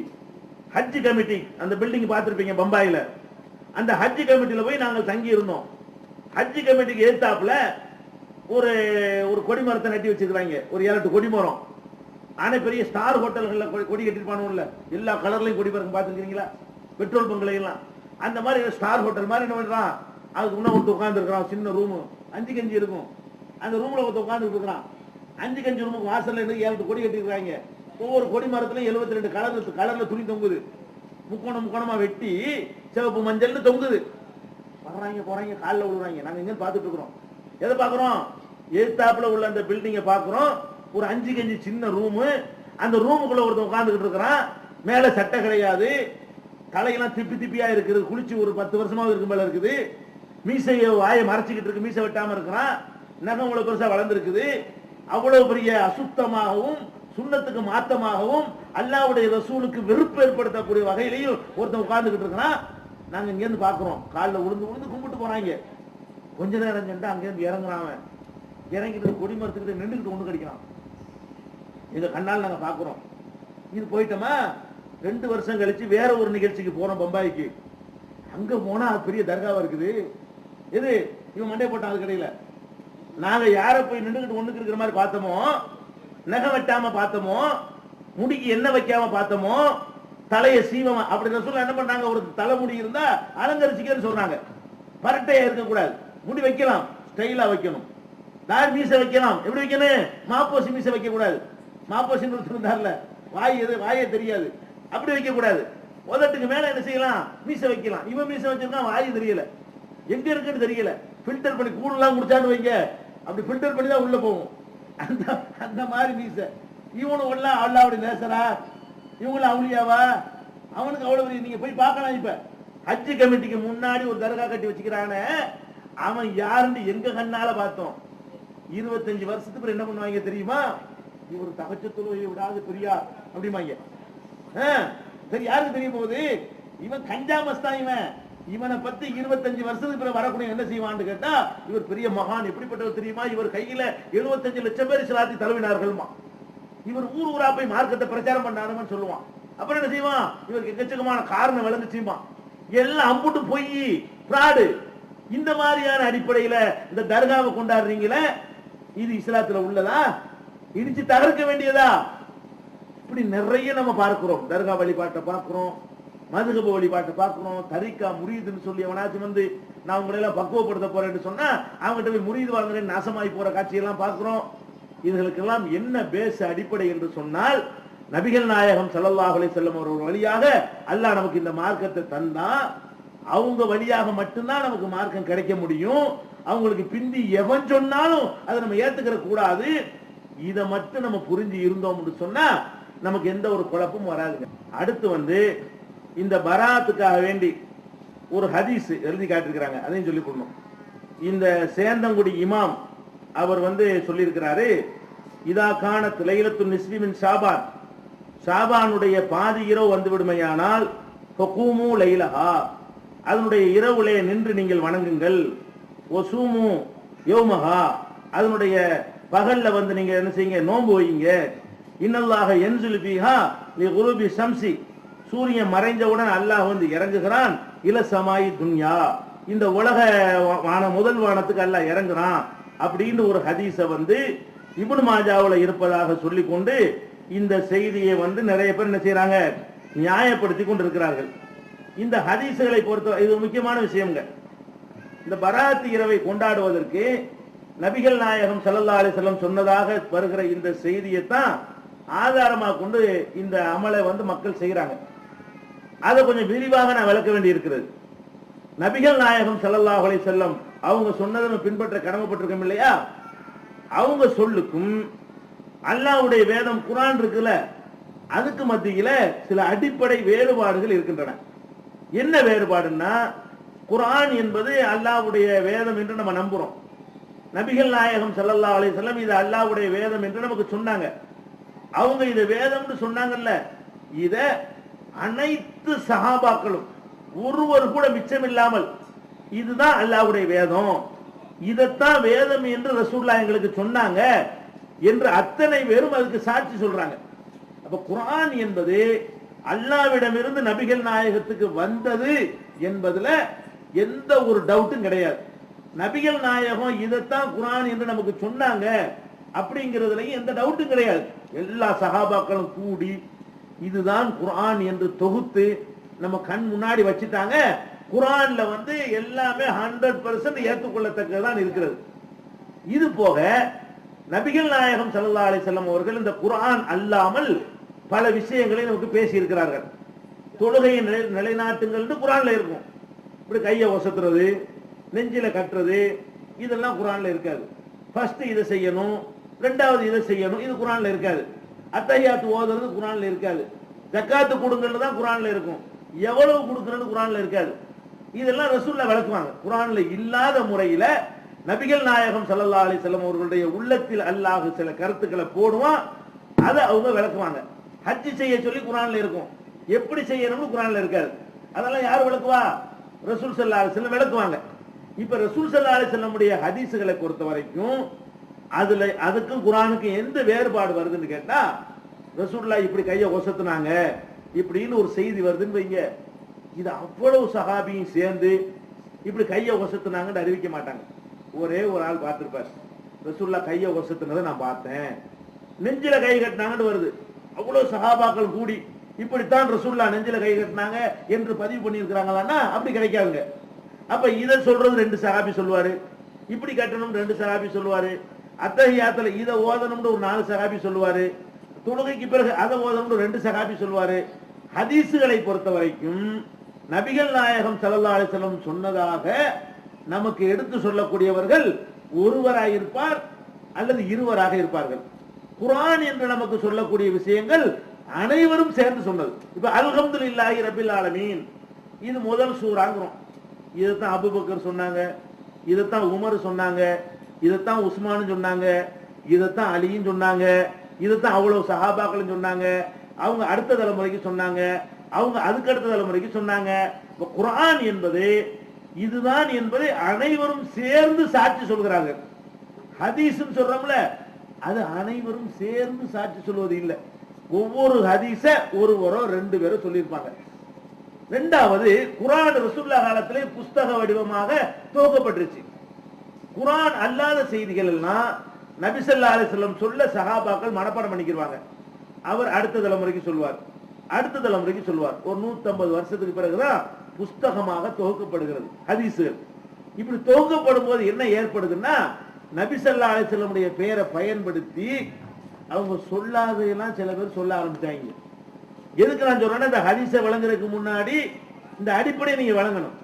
அதாவது நபிகள் நாயகத்தினுடைய ஹதீசுகளை ஏற்கத்தக்க ஹதீசுகள் சிலது இருக்கிறது, ஏற்கத்தகாத ஹதீசுகள் சிலது இருக்கிறது. அது ஏன் 2 வகையா ஆகுதுன்னு கேட்டா, நபிகள் நாயகத்தினுடைய ஹதீசுகள் நபிகள் நாயகம் காலத்திலே புத்தக வடிவமாக ஆகவில்லை. அனைவரும் அதை மனப்பாடம் செய்யவில்லை குர்ஆனை போல. அதனால என்ன ஆகுதுன்னு கேட்டா, நபி ஸல்லல்லாஹு அலைஹி வஸல்லம் அவங்க சொன்ன ஹதீசுகளை சஹாபாக்கள் மனப்பாடம் பண்றாங்க. சஹாபாக்கள் மௌத்துக்கு பிறகு அவங்க அடுத்த தலைமுறைக்கு சொல்லுவாங்கல்ல, அவங்க மனப்பாடம் பண்ணுவாங்க. அவங்களுக்கு அடுத்து அடுத்த தலைமுறை மனப்பாடம் பண்ணுவாங்க. இப்படி மனப்பாடம் பண்ணிக்கிட்டு இருக்கும் பொழுது இடையில சில யூத சக்திகள் நுழைந்து என்ன பண்றாங்க, நம்ம நபிகள் நாயகத்தின் பேரை பயன்படுத்தி பொய்யாக சில செய்திகளை நுழைக்குவோமே அப்படின்னு சொல்லி இல்லாத விஷயங்களை ரசூலுல்லாஹ் பேர்ல இட்டு கட்டினாங்க. உதாரணமாக, ஒரு ஆள் சொரக்கா வித்துக்கிட்டு போவார்னு வைங்க, சுரக்காயை சீக்கிரம் விற்கணும். என்ன பண்ணுவார் தெரியுமா? யார் சுரக்காய் சாப்பிட்டாரோ அவர் சொர்க்கத்துக்கு போவார் ரசூலுல்லாஹ் சொன்னாங்கன்னு. புரியுதா உங்களுக்கு? சுரக்காய் வியாபாரி என்ன பண்ணுவான் அந்த காலத்துல, ரசூலுல்லாஹ் பேரை சொன்னா ஈஸியா வித்துரும்ல, அதுக்காக என்ன பண்ணுவான்னு கேட்டா, மன் அக்கல துப்பா ஃபகத் தகலல் ஜன்னான்னுவான். யார் வந்து சுரக்காயை சாப்பிடுகிறாரோ அவர் சொர்க்கத்துக்கு போவார். அப்ப கேட்கிறவன் என்ன பண்ணுவான்? சுரக்காயை சாப்பிட்டா சொர்க்கத்துக்கு போயிடலாமா? எனக்கு 2 கொடுங்க, எனக்கு 3 கொடுங்க, சொர்க்காய் வித்து போயிடும். அப்ப இந்த மாதிரி நபிகள் நாயகத்தின் பெயரால இஷ்டத்துக்கு இட்டு கட்டி நிறைய ஹதீஸ்ல சேர்த்துட்டாங்க. 150 வருஷம் ஆகுறதுக்குள்ள பாத்தீங்கன்னா ரசூலுல்லாஹ் சொன்னதும் ஹதீஸாக இருக்கிறது, ரசூலுல்லாஹ் சொல்லாதும் ஹதீஸா இருக்கிறது. எப்படி எல்லாம் ஹதீஸை இட்டு கட்டினாங்கன்னு கேட்டா, அழகான ஒரு பெண்ணை பார்த்து ரசிப்பது 100 ரக்காத் தொழுவதற்கு சமமானதுன்னு. இப்படி ரசூலுல்லாஹ் சொல்லுவாங்களா? ரசூலுல்லாஹ் சொன்னாங்கன்னு இட்டு கட்டினாங்க. இப்படி எல்லாம் ரசூலுல்லாஹ் பேர்ல அது மாதிரி ஃப்ராடு பித்தலாட்டம் பண்றதுக்கு எல்லாம் ஹதீஸ்களை உருவாக்கிட்டாங்க. அப்பதான் என்ன பண்றாங்க, 150 வருஷத்துக்கு பிறகு ஹதீஸ்களை தொகுத்து எழுதுறாங்கல்ல, அந்த அறிஞர்கள் வந்து சொல்லக்கூடிய ஆளை ஆய்வு செய்யறாங்க. இவர் 1ஆம் நம்பர் ஃப்ராடு, இவர் பித்தலாட்டக்காரர், இவர் பொய்யர் அப்படின்னு தெரிய வருதுன்னு வைங்க, உடனே இந்த செய்தி சரியில்லை, ஏன்னா இவர் பொய்யரு. யார் பொய்யரு? இப்ப ரசூலுல்லாஹ் சொன்னதாக யார் அறிவிப்பாங்க? சஹாபாக்கள் அறிவிப்பாங்க. சஹாபாக்கள் யாரும் பொய்யர் கிடையாது. இப்ப அபூபக்கர் அறிவிக்கிறாங்கன்னு வைங்க, அபூபக்கர் பெயரை சொல்லி அடுத்து அறிவிக்கிறார்ல, அவர் பொய்யரா இருக்கலாம். அவர் பேரை சொல்லி அடுத்து அறிவிக்கிறார்ல, அவர் பொய்யரா இருக்கலாம். 150 வருஷத்துக்கு பிறகு ஹதீஸ் புத்தகம் ஆகுதுல, அப்ப பாக்குறாங்க ரசூலுல்லாஹ்வுடைய செய்தி இந்த 150 வருஷத்துக்கு வந்து சேரணும்னு சொன்னா ஒரு 4 பேர் வழியா தான் வர முடியும், ஒரு 5 பேர் வழியா தான் வர முடியும். அந்த 5 பேரும் சரியானவர்களா இருக்கிறாங்களா? இப்ப நான் தான் புத்தகம் எழுதுறேன்னு வைங்களேன், எனக்கு இப்ராஹிம் சொல்லியிருப்பாரு. இப்ராஹிமுக்கு எப்படி ரசூலுல்லாஹ் பார்த்திருப்பாரு? அவர் பார்த்திருக்க மாட்டாரு. இப்ராஹிமுக்கு இஸ்மாயில் சொல்லியிருப்பாரு. இஸ்மாயிலாவது ரசூலுல்லாஹ் பார்த்திருப்பாருன்னா பார்த்திருக்க மாட்டாரு. இஸ்மாயிலுக்கு இஸ்ஹாக்கு சொல்லியிருப்பாரு. இஸ்ஹாக்காவது பார்த்திருப்பாருன்னா பார்த்திருக்க மாட்டாரு. இஸ்ஹாக்கு யார் சொல்லியிருப்பா? முஸ்தபா சொல்லியிருப்பாரு. முஸ்தபாவுக்கு யார் சொல்லியிருப்பா? அபூ ஹுரைரா, அபூபக்கர் சொல்லியிருப்பாங்க. அபூபக்கருக்கு ரசூலுல்லாஹ் சொல்லியிருப்பாங்க. இப்படி எனக்கு ஒரு ஹதீஸை நான் 150 வருஷத்துக்கு பிறகு எழுதினால் எனக்கும் அந்த ஹதீஸுக்கு மத்தியில 5 பேர், 4 பேர், 6 பேர் இருந்தாக வேண்டும். இப்ப ஹதீஸ்கிற அறிஞர்கள் என்ன பண்றாங்க, இந்த 5 பேரும் சரியான ஆட்கள் தானா, பொய் சொல்லாத ஆட்களா, நேர்மையான ஆட்களா, ஒழுங்கா இருந்த ஆட்களான்னு அவங்க வரலாறு ஆய்வு செய்வாங்க. இட்டு கற்றவரை அதுல வர்றான்னு வைங்க, பொய்யர் வர்றான்னு வைங்க, இந்த செய்தி ஃப்ராடுன்னு தூக்கி எறிஞ்சிருவாங்க. அப்ப ஹதீஸ்களை பொறுத்த வரைக்கும் அதை ரிப்போர்ட் செய்யக்கூடியவர்கள் சரியான்னு பார்க்கணும். அதன் அடிப்படையில ஒரு ஹதீஸை ஏத்துக்கிறது தள்ளணும். இந்த இப்னு மாஜாவில் வரக்கூடிய இந்த ஹதீஸை பொறுத்த வரைக்கும் இது இட்டு கட்டி பொய் சொல்லக்கூடியவர்களால் அறிவிக்கப்பட்டது என்று ஹதீஸ்களை வல்லுநர்களே அதை நிராகரித்து விட்டு இது செய்தி சொல்லக்கூடிய ஆள் சரியில்லை, என்னென்ன காரணத்தினால சரியில்லை என்று நீங்கள் அறிந்து கொள்ள விரும்பினால் பராத் என்ற பெயர்ல நீங்கள் நம்ம வெப்சைட் வைத்திருக்கக்கூடிய இன்டர்நெட் வைத்திருந்தீர்களே, ஆனால் எங்களுடைய வெப்சைட்டுக்கு நீங்கள் போகலாம். onlinepj.com உள்ள போனீங்க என்று சொன்னா பராத் என்ற தலைப்பை கிளிக் பண்ணீங்கன்னா இந்த ஹதீஸ் இது யார் யார் வர்றா, இதுல என்னென்ன கோளாறு இருக்கிறது அப்படியே நீங்க தமிழ்ல அப்படி என்ன செய்யலாம், அதை பார்க்கலாம், பிரிண்ட் விட்டு எடுத்துக்கொள்ளலாம். அல்லது இந்த வரக்கூடிய நாளை வரக்கூடிய ஏகத்துவ மாத இதழ்ல இந்த ஹதீஸ்ல என்னென்ன கோளாறு இருக்குது, இதை சொல்லக்கூடிய ஆள் யாரு, இவருடைய தகுதி என்ன என்பதெல்லாம் வரக்கூடிய ஏகத்துவத்தில் விளக்கப்பட்டிருக்கிறது. அதனால ஹதீஸுகள்ல 2 வகை இருக்கிறது. நம்பகமான ஆட்கள் ரிப்போர்ட் பண்ணக்கூடிய ஹதீஸை ஏத்துக்கிறேன்னு, நம்பிக்கை இல்லாத ஆட்கள் ரிப்போர்ட் பண்ணக்கூடிய ஹதீஸை ஏத்துக்கிற கூடாது. இப்ப நான் சொல்ற செய்தியை உங்கள்கிட்ட ஒருத்தர் சொல்றாரு, அவர் நல்ல ஆளா இருந்தா தானே ஏத்துக்கிறீங்க, அவர் ஃப்ராடா இருந்தா ஏத்துக்கிறீங்களா? ஆள் பொய்யா இருக்கானே, உங்க அடிப்பானோ, இருந்தாலும் இருக்குமோ இல்லாம இருக்குமோ, கையில மட்டும் போட்டு சொல்றானோ அப்படின்னு நினைச்சா ஏத்துக்கிற மாட்டீங்க. அந்த அடிப்படையில தான் பராத் இரவுக்கு வந்து பலவீனமான ஹதீஸுகளும் இட்டுக்கட்டப்பட்ட ஹதீஸுகளும் ஆதாரமா காட்டுவாங்க. மேராஜுக்கு அது கூட கிடையாது, பூரியாம்பாத்தியா இந்த 16 செய்யதுக்கு அறவே கிடையாது. இதெல்லாம் பொய் ஃப்ராடுல வந்து உருவாக்கப்பட்டு இருக்கிறது என்பதை விளங்கி இது போன்ற அனாச்சாரங்களிலிருந்து நம்ம விடுபட வேண்டும்.